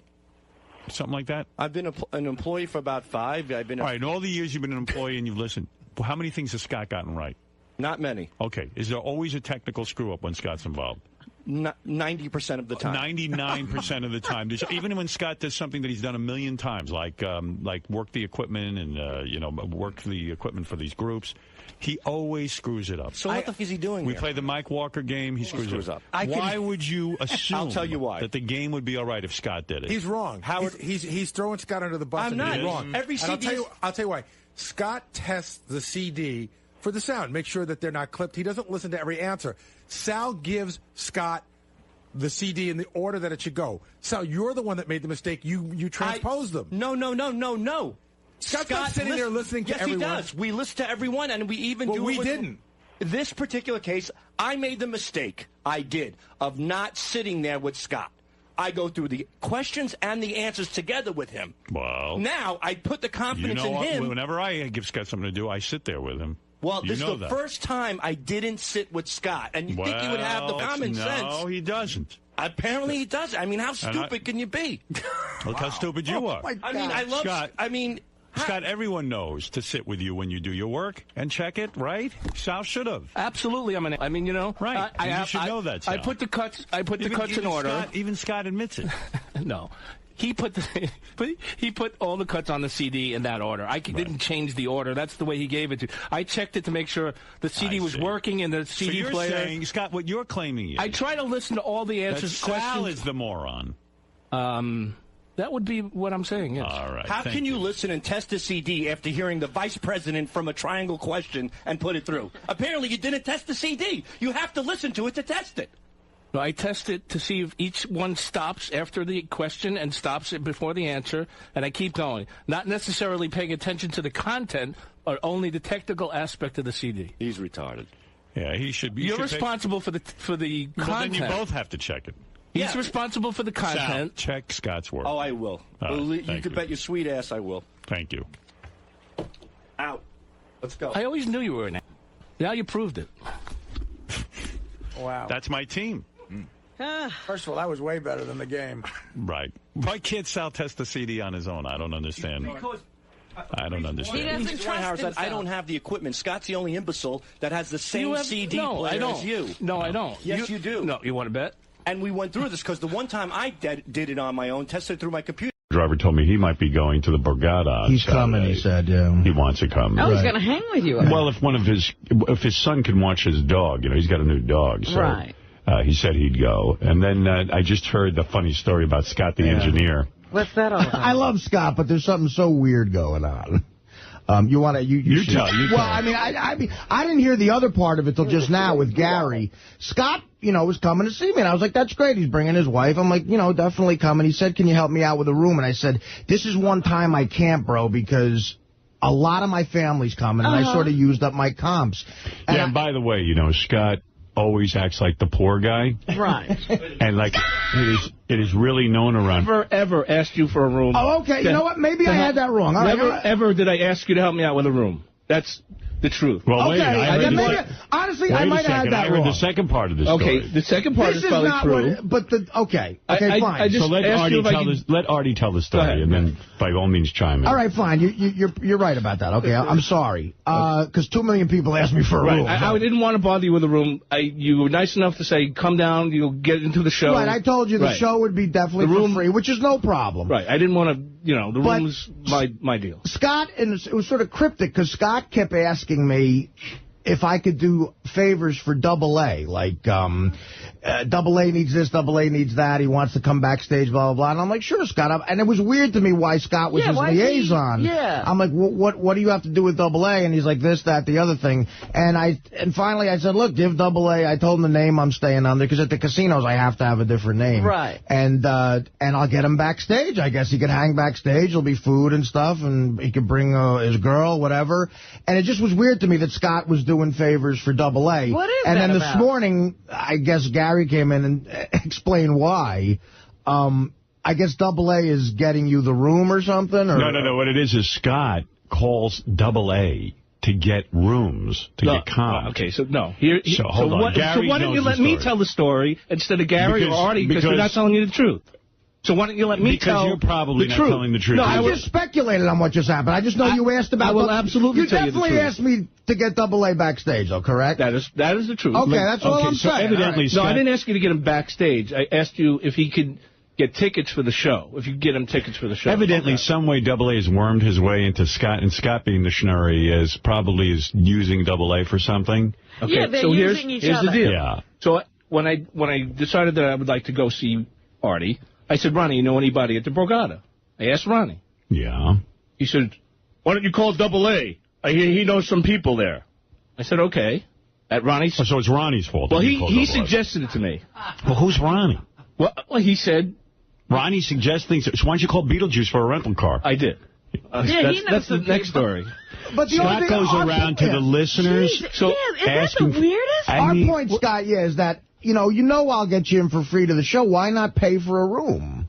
He's not paying for anything. Because I don't have any money. No, the Borgata is a very nice hotel, very expensive, and I didn't want to pay that rate. I would have gone somewhere else, but Ronnie said, why don't you call Double A? See, I thought he had... So when you call Double A, now it becomes Artie's burden, because in order for you, because he's going to somehow finagle a free room for you, and I love that Double A has got more clout than you do. I think at the Borgata he does have pull for some reason. and I love that, like, once you make your deal with Double A, because Ronnie told you to, now it becomes every minute asking Artie for favors for Double A. You become Double A's pimp. It's amazing that Double A is able to get to you. Do you understand? That I totally understand. Yeah, I mean, you're right. You're right about that. You're so desperate. I'm not desperate. I mean, no. You actually made the call to Double A. I did. Yeah, and like Gary said, how do you make that call? Double A, I need you. And then, of course, Double A goes, why are you getting on my case for this? Why? Because it becomes our burden, all the favors you have to do. Artie's giving his entire show away. Yeah. So now it becomes Artie's problem. And he's got to entertain Double A. That's why I'm getting on your case. Now do you understand? All right, so Scott, for the record, I didn't bring this up. Gary brought up that you had talked to Double A. I wasn't bitching or anything. Well, like Gary said to me this morning, he goes, Scott goes around, poor mouthing. He goes, but he says, It's a weekend. I'm kind of aware of what, Scott's making. He ain't doing that bad. And no, but the rates, the Borgata is very nice, and the rates So don't stay there. No, I wouldn't have. When you go to Double A, now Artie's burden is Double A. You have nothing to offer Double A. Forget the Double A. Scott, again, this was not... I did not bring this up. Gary brought it up, bro. And when Gary said it, I said it was weird that... He pulled Artie into it. It was weird that Scott was asking me to do something for Double A. I found that weird. And I felt sorry for you that you were in that position. It's Scott wheeling and dealing. Double A's done. Yeah, and I'm not staying at the Borgata. No, that's fine. I'll go somewhere else. I could find a room. Oh, now he's going, when? Yeah, wow. No. It's a burden. Now you're going to make him feel Artie, bad. Don't do anything for me. I'll stay somewhere Not at all. It's not a burden. No. Gary the retard knows a guy at IHOP. You can get a connection there. If you ever want, like, pancake. Hey, Gary, where are you? I wasn't looking for a freebie. Yeah, Gary, come in and wrap this around. You weren't looking for help with a room? Help with getting a room. I thought he knew someone. Anybody to get a room. Reservation. I thought he knew someone there that could get me a discounted rate. I was willing to pay. So you were looking for something. I wasn't looking for a freebie. But sure you were. You were looking for a discounted rate. Since you didn't even get a free room, this is horrible that Artie now owes Double A. He owes nothing because I'm not going to... Gary? Listen, all I know is like 5 people came to my office. People come to my office all the time. It's like, did you know this one's up to that? So like 5 people came to my office yesterday to tell me the Double A story. So I don't know much more about it, except people said they heard that Scott called Double A was trying to get a free room. That's all I heard. Boy, I wouldn't want to make that call. Hello, Double A. Hello, Double A. I really felt bad for you. To me, you don't feel bad. No. I mean that you're indebted to Double A. He's calling from inside outside Howard Stern Central. You don't have to let him into the show. He'll be in. He's getting in. No. Scott, he's getting in. I did not bring any of this up. It's fine. He's getting in. No, I understand. Everything will be cool. I totally understand. Howard and Robin do have a point, but I committed to this, and he's getting in. Everything's fine. Nothing's different. We're all going to have a good time. No, it sounds that way. The thing that I'm worried about is I'm going to get there, and they're going to go, who's Double A and who are you? And you don't have a room. Scott, that's what's going to happen. So. That's why you make sure you have a room. I know. You haven't confirmed with the hotel that you have a room? No, I don't have a room. I mean, that's the problem. You got to get a confirmation number. I have to go there and go there and Double A. It's Scott the engineer. I have to go. But Howard, this is the fucked up thing. I have to go there and ask for a contact name. But Howard, think about like maybe Scott gets there and there's no room, so the manager comes out. Well, who set this up? And he goes, Double A. And they're like, what? Double Angelo. Look at the Awesome Angelo. Awesome Angelo set it up for me. He's a very dwarf. You know what? He's a very well-known listener on the Howard Stern show. He has He's a man with a big belt. You know what, dude? Excuse me, front desk. I'm here under the auspices of Awesome Angelo. I could stay down the street. He is my ombudsman. Doesn't matter where. Stay home. You know what, Scott? I didn't realize you asked Double A. There's a last resort call I can make to get you. No, I don't. I'd rather do that. No. I mean, you know. Double A, you're on the air. I can't believe you don't have a room. What's going on? Hey, now, how's it going? What's going on? Scott, here's your friend, Double A. Hey, Double A, how you doing, man? I'd like the penthouse suite. You seem to forget that what I also said. I'm not looking for nothing free. Tell Artie if there's a way, I'll pay for it. I told him that. Okay, but these guys are making it sound like I'm like... No, not you. Scott. It's me. It's all on me. It's all on me. Scott asked Artie to look in. Scott asked Artie to look into... The show's around within minutes' time. I'm not looking for nothing free. I said if Artie... Scott, you're not listening. Scott asked Artie to line something up. Okay, because he's now your bitch. I don't even care. Goodbye. You're rambling, Double A. What is wrong with him? Double A, you're a friend of the show. Yeah. I can get you in for nothing to my show. I have power over that. I just didn't realize all this stuff with Scott was going on. It's funny that Scott has to call Awesome Angelo. That's the funny part. Yes, Ronnie. It is funny. Well, when this whole thing first started, I said to him, dude, he asked me if I knew anybody. I said, no, I don't know anybody at the Borgata. I said, it's a really cool place, but I don't know anybody there. He goes... Did you say call Double A? No, I said call Double A. He's always saying how he's got connections there. So? I said, what did I say to you? Did I say to you this is all going to come back to bite you in your ass at the end? What did I say to you? And don't involve me in it. And here's the biting. Yeah. There you go. I noticed he mentioned your name first. Right, but I'm not even. I don't even want to stay there. That's what I told him. I said I'm not even going to stay in that hotel. You all week were like, I'm not going. I'm going to try and get a room in Trump Marina. I'm not even going to stay there. Because you don't want to deal with... I don't want to deal with this. I don't even want to be even around. You didn't want to call Awesome Angelo. But you know who's going to get an ass kicking off of all this? The guys just told me. Now I realize how this all came down. Scott's got a new intern. So I guess they were all out in the hallway talking about going to the Borgata, and the intern just happened to go, yeah, and Scott's getting a room from Double A, and I heard he got the big elbow in the side and the shush. Here's what happened. Yeah, I ripped him in the They were sitting. Keep your mouth quiet. They're sitting in Scott's studio, and there was a few people in there, and he keeps asking me, am I going? I said, because he's going Friday, and I can't go Friday. So I said, I'm going to go, if I go, I'm going to go Saturday night. So we're talking about this, and all of a sudden his intern goes, he's going to get a free room from Double A? And there were a couple of people like Richard Christie standing in there, and that's all that had to happen. Where it came from. It's over. I knew exactly where it came from. That gay little red-headed bitch. Shuley was in there, too. So. Yeah, Shuley, too. Forget it. I told you, man, it was going to come back to bite you in the ass. It's just, he's wheeling and dealing. Now he's calling Artie for Awesome Angelo favors. So there's not going to be a favor. And it's already done.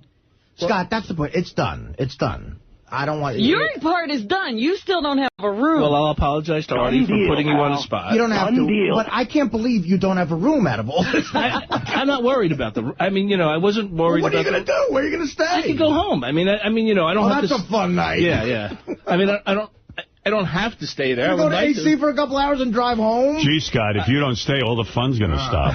I know. Aren't you bringing your wife? Close down the boardwalk. Yeah, bring my wife. Well, that's why I'm going Saturday instead of Friday. Treat the old lady, Scott. Break out the credit card for a night. Don't drive back. But that's the thing, Artie. Yeah, exactly. Honey, we've got to drive back. I couldn't get a room from Awesome Angelo. Either that or sleep in the car. What'll really be funny is Scott will get in the car and drive home, and Artie will still be with Awesome Angelo. Yeah, that's the point. The wheels are already in motion. Right. There's thousands of rooms in AC. I don't have to stay at the Borgata.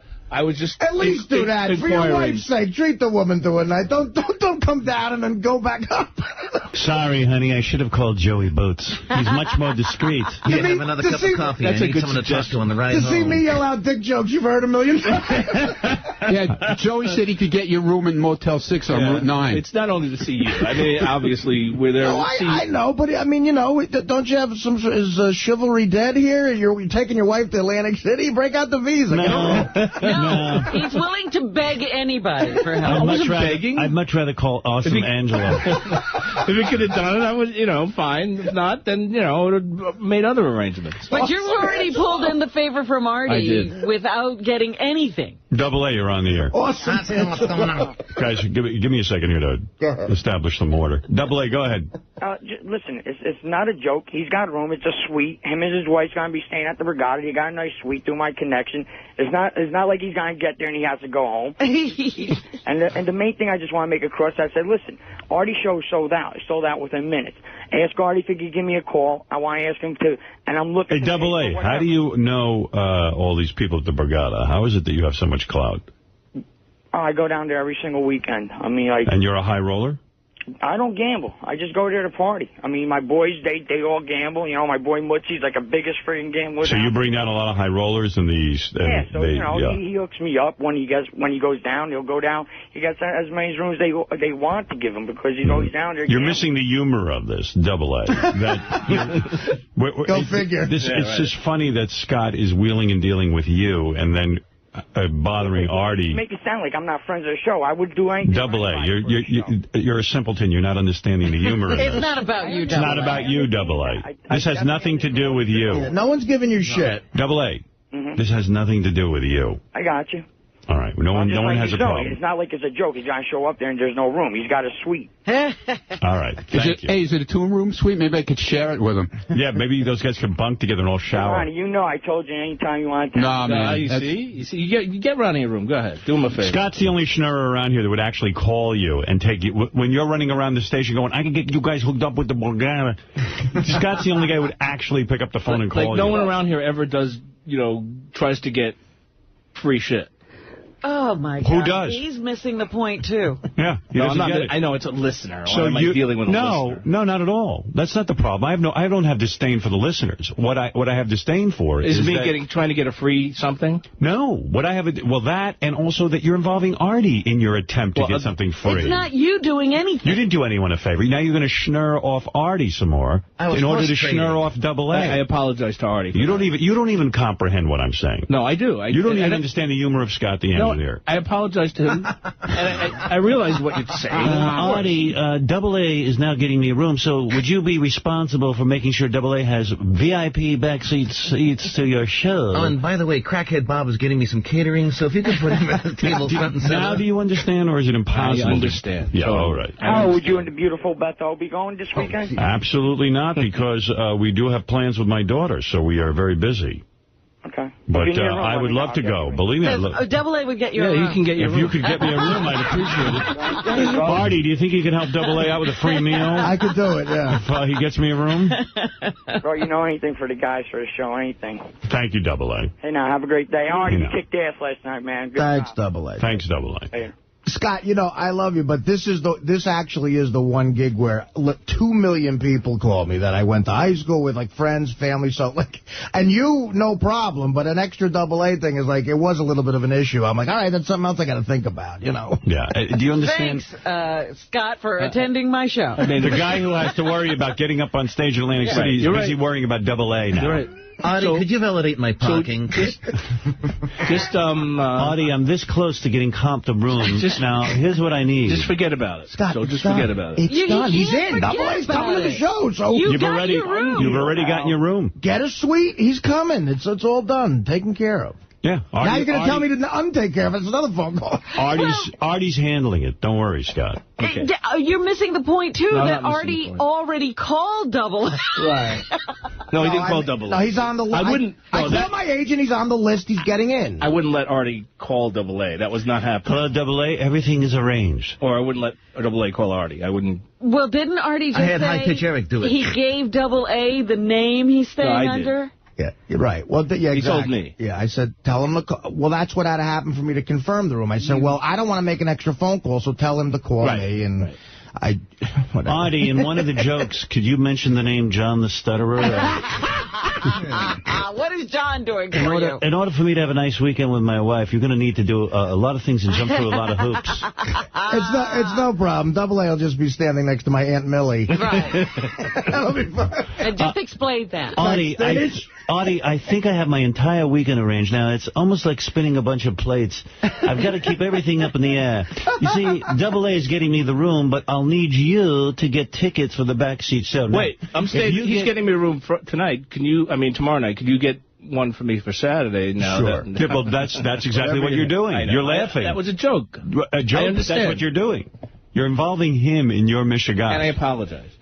I warned you, man. You didn't listen to me. He's going to come back to bite you in your Mr. Right ass. over there. Well, he's right. You got to listen to him. Take care of yourself. Okay. But even though, again, I think Howard and Robin are right here. I did not bring this up. This wasn't me. I didn't know. No, I know it was. I know who it was. I'm just laughing because I know who it was. Artie's got a special name at the Borgata so that people don't bother him, and Scott's giving it to everybody. Artie, what did you tell me is really creepy about Double A? You talk about the chain. Oh, forget it. First of all, it was nice. The Whackback showed up at Letterman last night, and they were very supportive and nice. But Double A gave me his business card. And Robin might not know this. His business card is a picture of him and Howard in the old studio. It's like a big, picture of them on one side of the card and then on the back.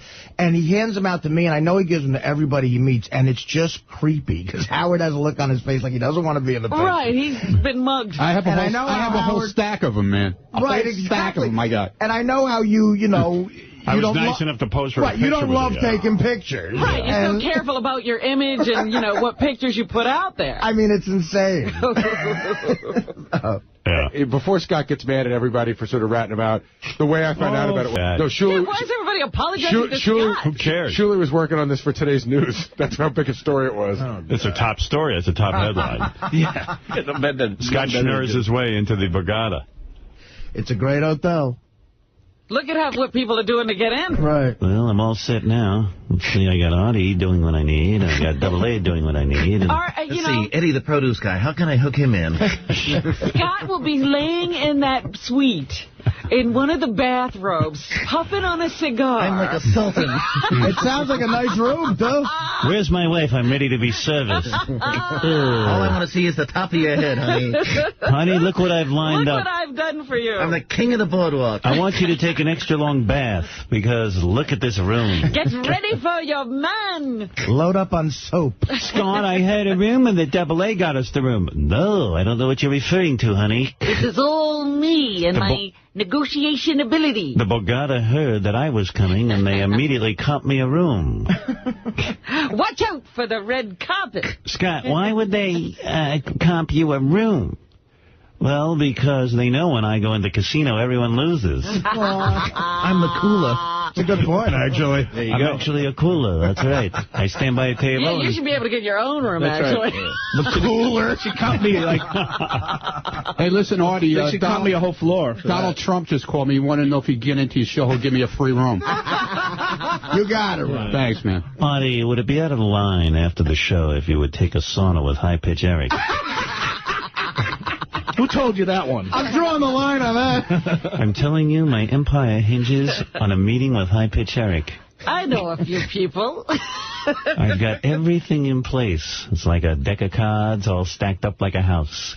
If one thing goes wrong, the whole empire crumbles. That's right. My night will be ruined. It's like dominoes. I felt so bad for Scott because I really like Scott, and he came to me and I said, "My God, he owes AA favors." Yeah, he owes AA favors. He was like, "Can you get AA? You mind? Can you get a room? Not a room, but tickets?" And I'm like, "Oh Christ!" No, I didn't want. What did he do? I didn't want What you to did do. he do? I didn't want you to do what you're doing. I just wanted you to be able. I didn't want you to invite him backstage. No, but get him tickets is still a call. Just it might get as well him be. tickets. See, but here's the thing. That he paid for. It has to be backstage because there are physically no seats. You should have said there's no tickets. Then well, I would have said. Then that would have been fine. Oh, Scott. I understand. People want to do things for you around here. You understand? No, we're your friends. He felt bad. Might not feel like we're your friends, but we are. I understand that. Right. You know, I could tell, you coming sort of hinged on this happening. No, it didn't hinge on that at all. Look, Artie, I'm desperate. You got to be nice to AA this weekend. I need you. I need you to end the show by 11:30. Bigfoot wants to watch Saturday Night Live. He's a big fan. I'm watching Saturday Night Live, it is. If you'll be good to AA, he'll be good to me. Imagine Scott's inner conversation like, why does everyone have connections somewhere but me? Why does AA get a room and I can't? How the hell is this happening to me? Every time I want to go somewhere, I got to call my pal, Awesome Angelo. Awesome. Do you want a limo? Hey, Awesome. Do you Hello. want a limo? Can I call you High Pitch Aaron. Hey, Scott, when we're in Atlantic City, I did get you your room. I don't understand why you won't come over here, take pictures with these girls, and then go over to Artie and get us up to his room. But AA, I know you got me the room, but, hey, I don't want to hear this shit. Hey, get over there. Get over there. We're going into Johnny Fratto. Yeah. Anybody here that... Oh, how was that? I lapsed into Johnny Fratto there. Oh, wait, was the show Scott, last night? call me Mr. AA, or call me Mr. Angelo, okay? And show some respect to my powers at the brigade. May I That's kiss the your other thing ring? about AA. He's always got hot broads with him. It's insane. Like, what's going on there? Look at AA. He's got 4 girls. He's got the hotties. And he's got connections at the Borgata. He comes up to my kneecap. I've got a hotel room and my wife. What did I do wrong? I could have had one of those hotties. I heard Howard 100 News did a report on how Scott gets massages from interns, including male ones. What? Yeah. I wish that we get that facts right. They seem to have pretty good facts. Another... Hey, here's some kids who work for free. How can I get something from them? Rub me. That doesn't happen either. Come here, Brad. What guy into massage? Oh, None. That's not true. That's the joke. No, that's not true. A chick might be actionable. You better watch yourself. Why are you getting massages from the female interns? I'm not. Did you get a massage? No, the truth. You did. So why? Swear to the life of your children that a guy has never rubbed your back. I swear on the life of my children. Because everyone here is telling me that that's happened. It's legend, urban legend, but it never happened. Well, what girl is rubbing you and why? Well, they're in love with me, so they want to touch me naturally. I make a bald, sweaty Brad Pitt. Which I never asked for massages from any female interns. I look like the president of Iraq. The Sultan of Brunei. I look like Celine Dion's husband. I don't know if you know this, ladies, but I'm a president of an entire country. People in the Middle East worship me. Yeah, you got a massage from an intern, huh? No, it wasn't a massage. It was more like a 10-second shoulder rub. Can't believe I'm being touched. It's been so long. It wasn't. My engineering room is like scores. If I'm sitting in a chair working, and someone walks up behind me and puts their hands on my shoulders without me instigating anything, that's my fault? Sure. You gotta stop. I did. I mean, it was like, all right, that's nice. 10 minutes, you Reagan, stop. I'm uncomfortable with this. I'm irresistible. Reagan was the one. My back is sore from bowling. How did you know, darling? I also have a groin pull. These kids love me. They're all over it. That was like 8 years ago. I wonder if I could deal her out to AA and get a room at the Borgata. I can't believe him. I really can't. Double A, you're on the air. How's it going? What's going on? Listen. Hey, Howard, can you do me a favor? Anytime Nelson Angelo calls in, can you take his call, please? Double A, can you get me another room? Put him on the top of the list. Yeah, bro, I can get you another room. Another room? No. Who needs the room, Ronnie? No. Hey, listen, here's what I wanted to say also. And Artie, this is also for you. I know you got whatever you got going on that night. But seriously, if you guys ever want to go out to the club or anything like that, the Mix, the Murmur over there, let me know because you don't have to wait on no lines or anything like that. The guy's really cool. Eric Milstein will bounce you right in, no problem. And Scott, if you need dinner that night, let me know also. No, I'm fine. Yes, I do. Artie, you need to pose for a poster with Double A.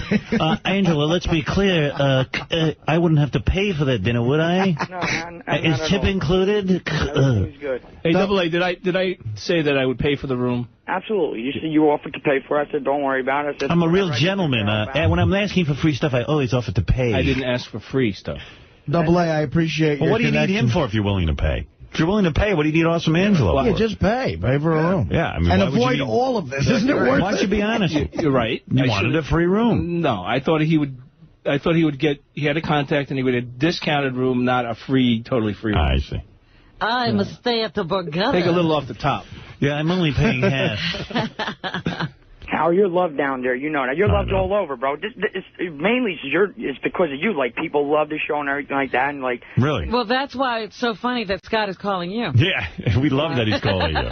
You've obviously pointed out that I made a big mistake. And well, what's the mistake? I mean, like, if these guys are your friends and you're willing to, they're willing to help you out in any way. The mistake was involving Artie. That was the big mistake. I understand, but the thing is, I asked you for Artie. It's not like you said, "Oh, I'll do this for you." I said, "Listen, Artie sold down within minutes." Right, and Artie. Well, that's the payback, and I should have said, you know what? If that's what it takes, I can't impose on Artie. That's my what my answer should have been. I would have been fine with that. I would have tried to get in touch with Artie myself and would have asked him the same thing. Like, bro, here's Artie's number. You didn't get it from me.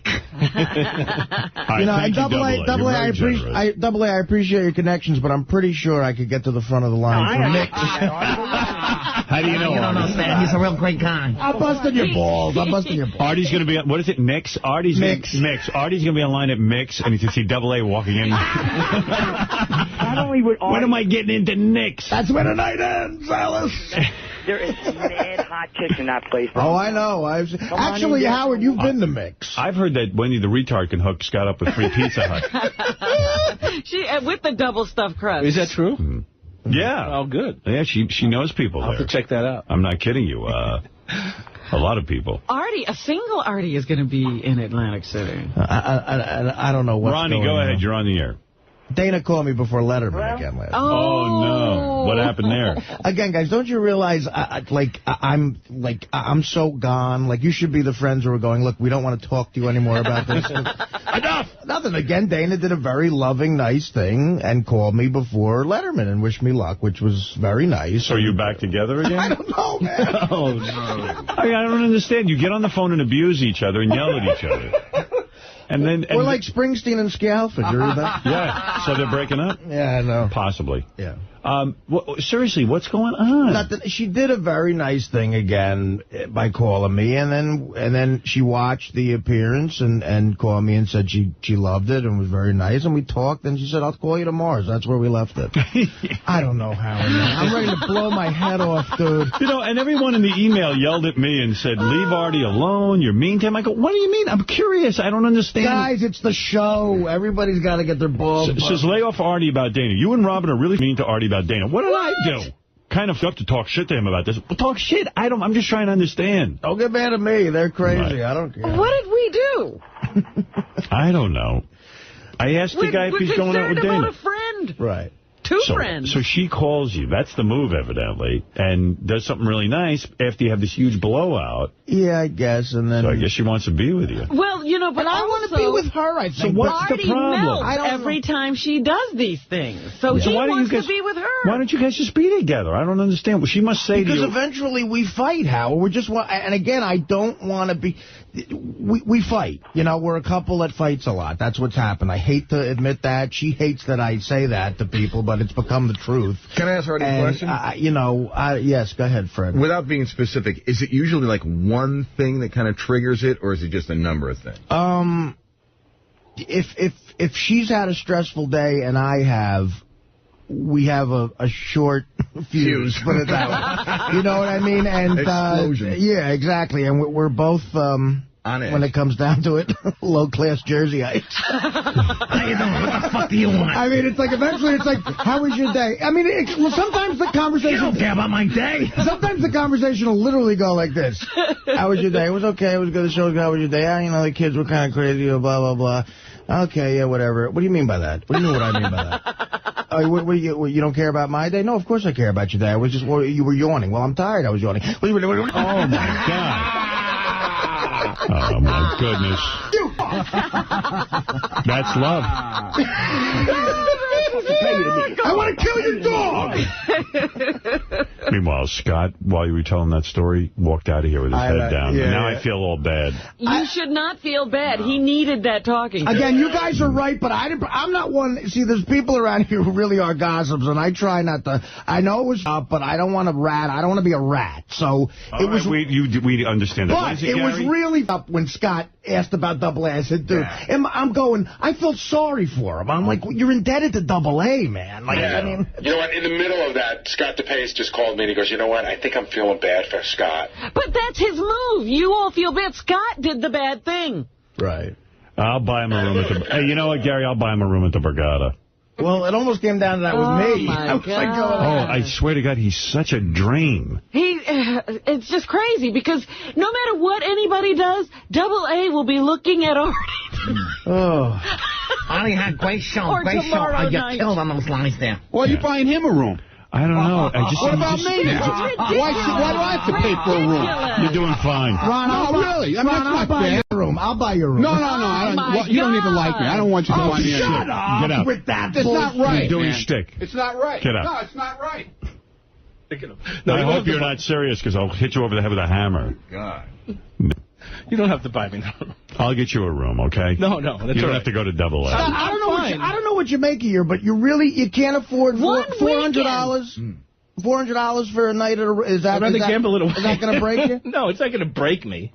It's not going to break me at all. Isn't it worth not going through this, though? Obviously. Ronnie, you're on the air. No, I needed some airtime. I haven't been on in a while. Howard? Yeah. Hi. Listen, Double A's only using your contacts over there, indirectly or directly, to get all this free stuff. Because if he's not gambling, he doesn't get anything.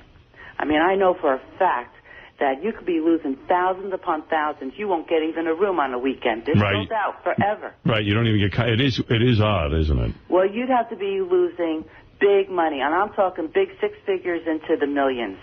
Yeah, Double A. Ronnie says what's with that business card? Can you lose the business card with my picture on it? He's had that for years. Oh, you know how many hotties call me on that business card alone? That's my trademark.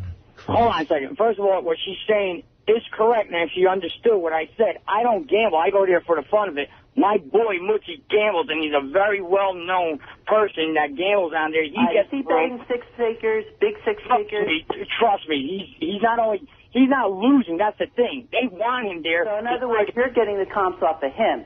You're not getting it. No, I didn't. I said my connection. So that's exactly what I said. I don't gamble. I go there for the push. Howard, I'm still convinced that they're getting your contact indirectly. And you know who your contact is. Howard, look into it yourself. There's no way in hell am I going to get a room saying...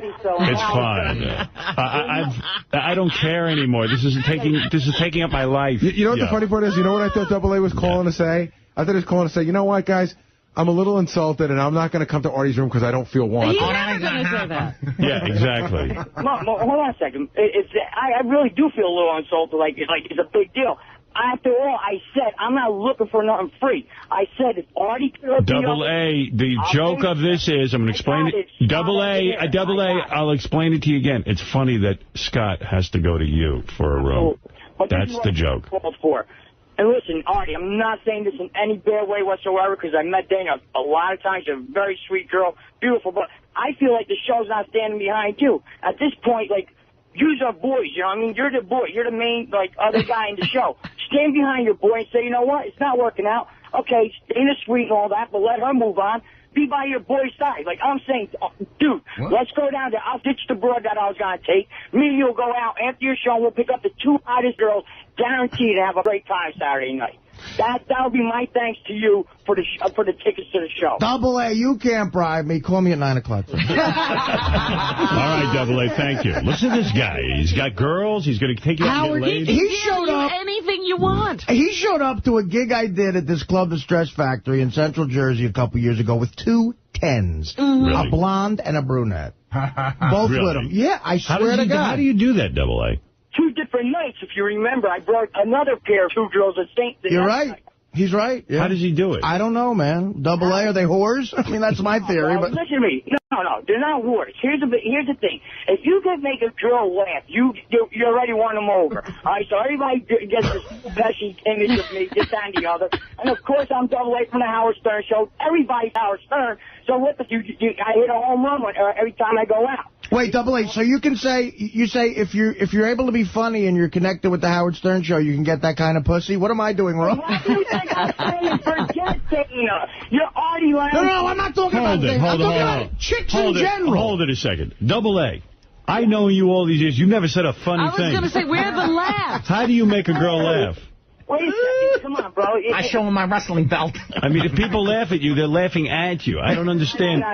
Maybe that Lay works. a line on us that makes these girls laugh. I got a question. So, Double A, true or false? Be honest. Yeah. Is one of your moves or your rap that you tell hot girls that you might be able to get them on the show, and then sometimes you take them back to your place to photograph them?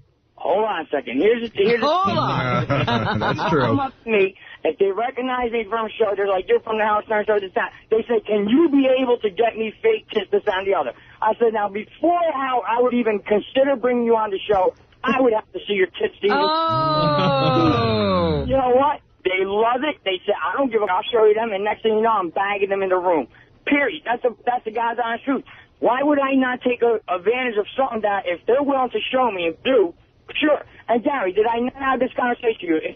If I have a hot chick and if I think like she's definitely like worth bringing onto the show to get evaluated for whether it's set of tits or Playboy, did you not say, yeah, you're right, I would allow that to happen? So, No, what I said is if you have a girl and you want to submit it to me, I would let you. I never said, well, yeah, try to bang her in the name of the show, but I don't for anyone. I don't use the name of the show. They love the show and we chill. It's not like, oh, that's the first thing I say. But wait a second. When you hand a girl a card and there's a picture of you and Howard on it, isn't that sort of... How dumb are these girls? How many people walk around with a picture of me on their card? Plus, listen, if a girl's going to show Double A their tits to get on the show, it's really the girl's fault. You know, what I mean? Double A, a couple years ago... Well, all of this has nothing to do with us, number one. Exactly. Double A, a couple of years ago at Christmas time, you came by the studio in the morning and you handed me a picture of a smoking hot chick naked on a couch that gave me like a hi, Artie, Merry Christmas message. You know the chick I'm talking... Did you that chick? I'd rather not say with her because she's like actually a close friend now. Well, I'm not saying any names, but this chick, he showed me a naked picture of a chick on a couch. She's unbelievable. That same winter, we had a blizzard, and let's just say me, her, and 2 other girls had a real good time. So we'll leave it at that. You believe this guy? Howard, I got to tell you, I've been producing the show for 22 years, and when I was single, I couldn't pull this move off. I know. Yeah, but I'm still waiting for the funny line. He's got Scott calling him for rooms. He's got chicks all over the place, and the guy doesn't even work. He's got the best life. Yeah, he does. I want to marry Double A. He is awesome, Angelo. I will never goof on you again. We bow to you. We speak your name. I want it over here. I care one thing. We speak your name. We speak your name. And you know what, guys? I love you all, and I speak one of your names, and I do nothing but talk mad, awesome shit about the show. I'm out there like one of your biggest promoters. Because I love you guys. You're family. All right, thanks, Double A. All right, there he is, Double A. And I'll see you Saturday. There is the man, yes. You know what? I think I'm going to call Double A. Well, anyway, see, Scott, I wasn't wrong. You know what? When you get that sad sack look, I feel awful inside. Please, go have a good weekend. Use the room. Have a good time. Use Double A's room. Use Artie. Who gives a shit? Just go. Everything's set. You got a room. Double A's getting in. We're going to have a fun time. I don't care. I honestly don't. Have a good time. Seriously. If you have a good time, it'll make me happy. Thanks. You thought you were going to deter him from doing any of this? Right. And if no, I said that. I wouldn't do it. And everybody said, well, it's already done. You might as well do it. You're going to pay me back, and I'm bringing you and Double A on stage. Just go. And if the room falls through, pay for it, and I'll pay you back. No, you're not going to pay me back. I don't want you to pay me back. I want it to be on me. No, that's all right. Not going to happen. All right. Well, thank you. I appreciate the offer. All right. Thanks, Scott. Thank you. Have a good time this weekend with Artie in Atlantic City. Yeah. All right. Maybe I can just, block Double A from even getting close to you. Maybe you'll win at craps or something. Yeah, No, you won't. that's it. I'll win. There you go. Go have a good weekend, Scott. Thanks. Have a party. Next Up in that room. next thing you know, he's tackling Double A as he makes a move to Artie. Oh, my God. Backstage. Well, Get your aunt. Yeah, exactly. Yes, high pitch Eric. Hey, Howard, good morning. How are you? Good morning. Yeah, Star went through him. I had a friend that works at the Showboat in Atlantic City. You got connections at the Showboat. Even high pitch Eric has more connections than Scott. And he doesn't even have to type. All right. Well, thank you, high pitch. That's the definition of a comp. Yes, and I will play you in chess. We will have it. We will film it and the whole thing. Okay, hey, Howard, by the way, sternfanatics.com. High pitch. He doesn't need a room anymore, but he does need a car. Yeah. Yeah. Can you help us out? Can you help him with a limo? No, I can't. That's the right Your answer. limo dried up. Yeah, thank you, high pitch. All right, there's everybody calling in now. How is High Pitch out of jail? I don't know. It's a dangerous guy. All right, first of all, I read in the paper today that Captain Jenks got through to Wolf Blitzer. Oh, what paper? That's at great. CNN in the Daily News in Lloyd That Grove's made the column. paper? It made the paper. Lloyd Grove's column. It was the top story. Oh, my goodness. That Captain Jenks pranked Wolf Blitzer. I can read it to you, or we can just listen to the call. How's that? Let's listen to the call. All right. Here he is, Captain Jenks. Now more on the John Mark Carr, the self-confessed killer of JonBenet Ramsey. At last word, Carr still remains in a jail in Los Angeles, waiting to be extradited to Colorado to face charges of the 1996 death of JonBenet Ramsey. A woman says Carr discussed the Ramsey case with her back in 2001, is speaking out today. And as we reported yesterday, Wendy Hutchins says she recorded phone calls, kept email from Carr detailing his alleged connections to the Ramsey family. Wendy Hutchins is joining us on the phone right now. Wendy, thanks very much for doing this. Tell our viewers how you got involved with John Mark Carr. Well, he was a relative of mine's friend, and I saw him at a few functions, family functions, and we started speaking after that, and I won his confidence, and we became good friends after that. All right, so then what happened after that? When did the email, when did the talk of JonBenet Ramsey begin? It started in around September of 2001, when he told me that he knew more about the JonBenet Ramsey case than what anybody else had known, and that he was instructed to kill JonBenet by Howard Stern. All right, well, that sounds like we've just been Howard Stern, as they say, so we'll have to leave that alone, Wendy. Not Wendy Hutchins, but clearly a crack phone call. Thanks very much in any case. Let's move on now to terror politics. Nearly 5 years after... Whoa. You've been Captain Jenks, not Howard Stern. Really? Hey, Captain. Hey, good morning, Howard. Yeah, you're a big... I didn't even know about this until I read about it in the paper. Yeah. A big picture of Captain Jenks. The picture and everything. Right next to Wolf Blitzer. Yeah. It says, JonBenet prankster blitzes Wolf. It's the headline. Captain Jenks has struck again. You are something else. Yesterday, the notorious prank caller and Howard Stern fan was and gas station employee Thomas Cipriano scammed his way into CNN's The Situation Room. And then it goes on to say how you easily got through and told them that you were this Wendy Hutchins. Yeah. And there was no problem. No. Unbelievable. That's great. You right to Wolf. Yeah, right to Wolf Blitzer. When you hear the hello. Oh, that's the best. Jenks' chick voice is the best. Hello. And then 5 seconds later, it sounds like Captain Jenks. Hello. Yeah, I was on the... Yes, I met him. Hello, Wolf. He was a relative of a friend of mine. Mine's. He was a friend of mine. Oh, that's classic. You know, the funny thing about this call, Howard, is when I started doing the call, preparing for it, like around 2:30, 3 o'clock in the afternoon yesterday. Right. And I was just planning on getting on right away. It didn't matter to me when I got on. Obviously, it would have been better to get on with Wolf Blitzer because that's a very popular program on CNN. Right. And they told me, well, we can't put you on right now because we really don't like the anchor that's on the desk right now, so we'll book you at 4 o'clock. Oh, that's great. They told you that. Yeah. I'm like, you got to be kidding me. You have no trust in your anchor? Hey, do you know anyone at 7-Eleven? Can you hook up Scott the engineer with a free hot dog? A Slurpee. He needs a Slurpee on his way to Atlantic City. Jenks, that's a great phone call. Thank you. Thanks. Hey, Howard, I got an appearance I'm doing this. Go ahead. Give it a plug. Yeah, it's September 1st at the Crazy Horse 2 in Philadelphia. You can go see Captain Jenks. He comes up, he entertains, he plays phone calls. Oh, yeah, you'll be getting a call from Scott the engineer. Yeah, he wants to be comped for that event. All right, thank you. Thanks, Howard. All right. God, $400, you could have avoided all this. And he wants to take his wife out for a weekend. He's not going to spring for a thing. Really, that is disgusting. That's right. Jealous much, Robin? Oh, that's so ridiculous. You know, you're lucky you have your boat and your house. And your cars. And your cars, and Howard buys you things, but nobody even calls me. I'm on my own. My father died, I heard nothing. I'm alone. Not one of you contacted us. Ew. I'm a huge slob, but even as a cab driver, I wouldn't have driven to Atlantic City with a chicken and home the same night. What we plan to do is we're going to leave our house around 6 o'clock. Artie's show is at 8.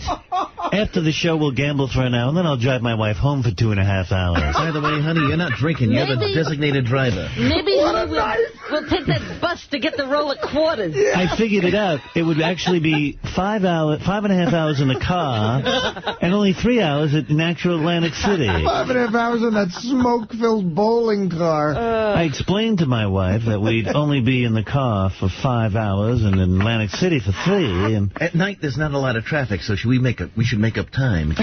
Yeah, and you know what? People mistake my bald head for a police dome, and they let us drive extra fast. Which rest stop is your favorite? We can't gamble or eat. Scott, I have to pee. Honey, if we stop at the rest stop, we won't get there in time for Artie's show. Can't you wait until the next rest stop, 25 miles? Honey, you're going to have to blow AA. He got us into the show. You know, we don't have any money for food, so let's pack sandwiches. We don't have money to gamble or eat. We're not going to get a room. And we're going to go see a guy who we both know. There's, like, no excitement. A lot of the restaurants are a ripoff. Packing a sandwich is a good idea, Robin. Get the cooler out of the basement. Right. Yeah, a bottle of wine in Atlantic City it's a triple markup. With a cooler, I could keep everything very nicely chilled. I've got a ham and cheese and a Gatorade. Honey? BYOB.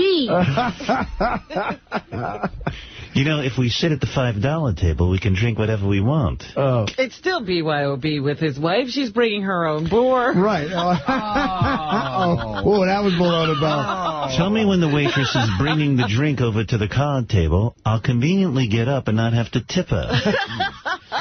One of the saddest sights is seeing one of our Las Vegas trips, right before he had to go to the airport, Scott playing the slots, trying to win money.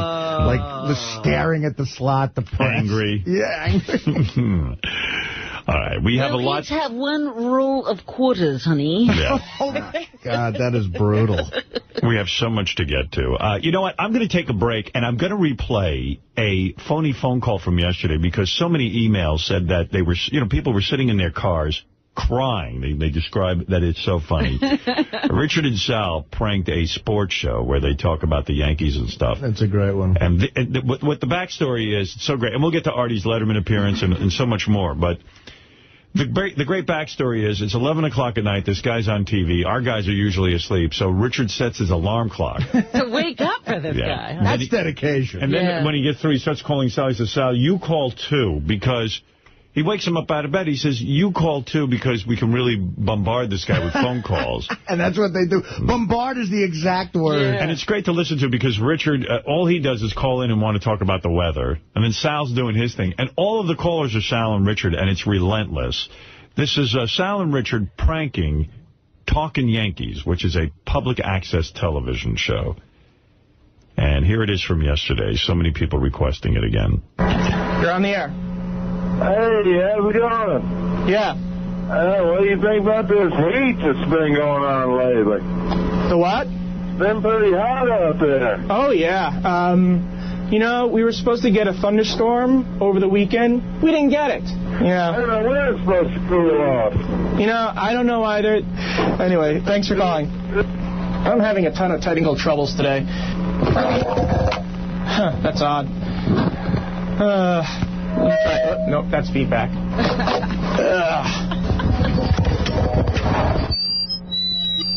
God, no, that's not going to work either. Oh, well. For crying out loud. Well, okay, we have a kind. You're on the air. Hey, how's it going? Okay, what do you want to talk about now? Hot enough out there for you? When's it going to cool down? You know, this is not the Weather Channel.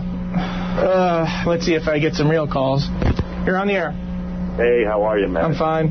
I'll tell you one thing, man. Good show. I'll never forget the first time I was at my a Yankee game. Yeah. It was a long time ago. I went with my father, and I sucked his cock, and it was fantastic. It was really great. I'm pretty sure you loved it. I'm pretty sure you really loved it. I mean, you must have slurped it up all the...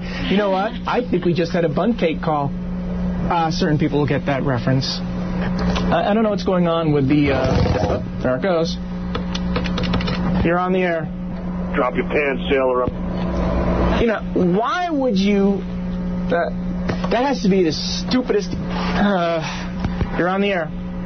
We're only going to get some rain. That's pretty... Okay. You know, I really hate this, what's it called? I wish the speakerphone was working. You're on the air. Have you ever had a whippable bat shoved up your ass? No. I don't like listening to other people's fantasies. You're on the air. Yeah, I got a question about Baltimore. Yeah, go ahead. You think they're going to get rain down there anytime soon? Yeah, I wonder if this person knows that he really sounds stupid. It's not me. Oh, he knows. Let's get a call. Hello, you're on the air. Pretty cloudy. It is now 11:23, August 7th. I think we should mark the time and the date that we found out who the stupidest person on earth is. You're on the air. Hi, the great thing about ball is shoving them up your ass while licking a man's. I really wouldn't know this. You're on the air. You're damn humid. Oh, well, I'm tired of, this isn't the Weather Channel. That's on channel, 56? You're on the air. What about that barometric pressure, man? It's pretty high this morning. Shut up. Let's see what they have to call. You're on the air. Hey, what's up, bro? Yeah, what's up? Man, you nutty cracker. What the... You know, there's nothing sadder than a white guy pretending to be black to call someone else a cracker. You're on the air. Hey, cracker, I'm going to bid you... Oh, brother. I have no idea what some of these people are talking about. You're on the air. You pussy, I'm going to lick your balls and sniff you. Some people have weird fantasies. You know what? If there's anybody there with time in their hands who wants to be a call screener, can't pay you, but I don't know, maybe you can be on the air a couple of times. You're on the air. Yeah, I'm a Red Sox fan. Okay, cool. What's up? I was wondering, how's that heat down there in New York? It's been pretty cool out there. Stop! It's not working. It ain't working. It is.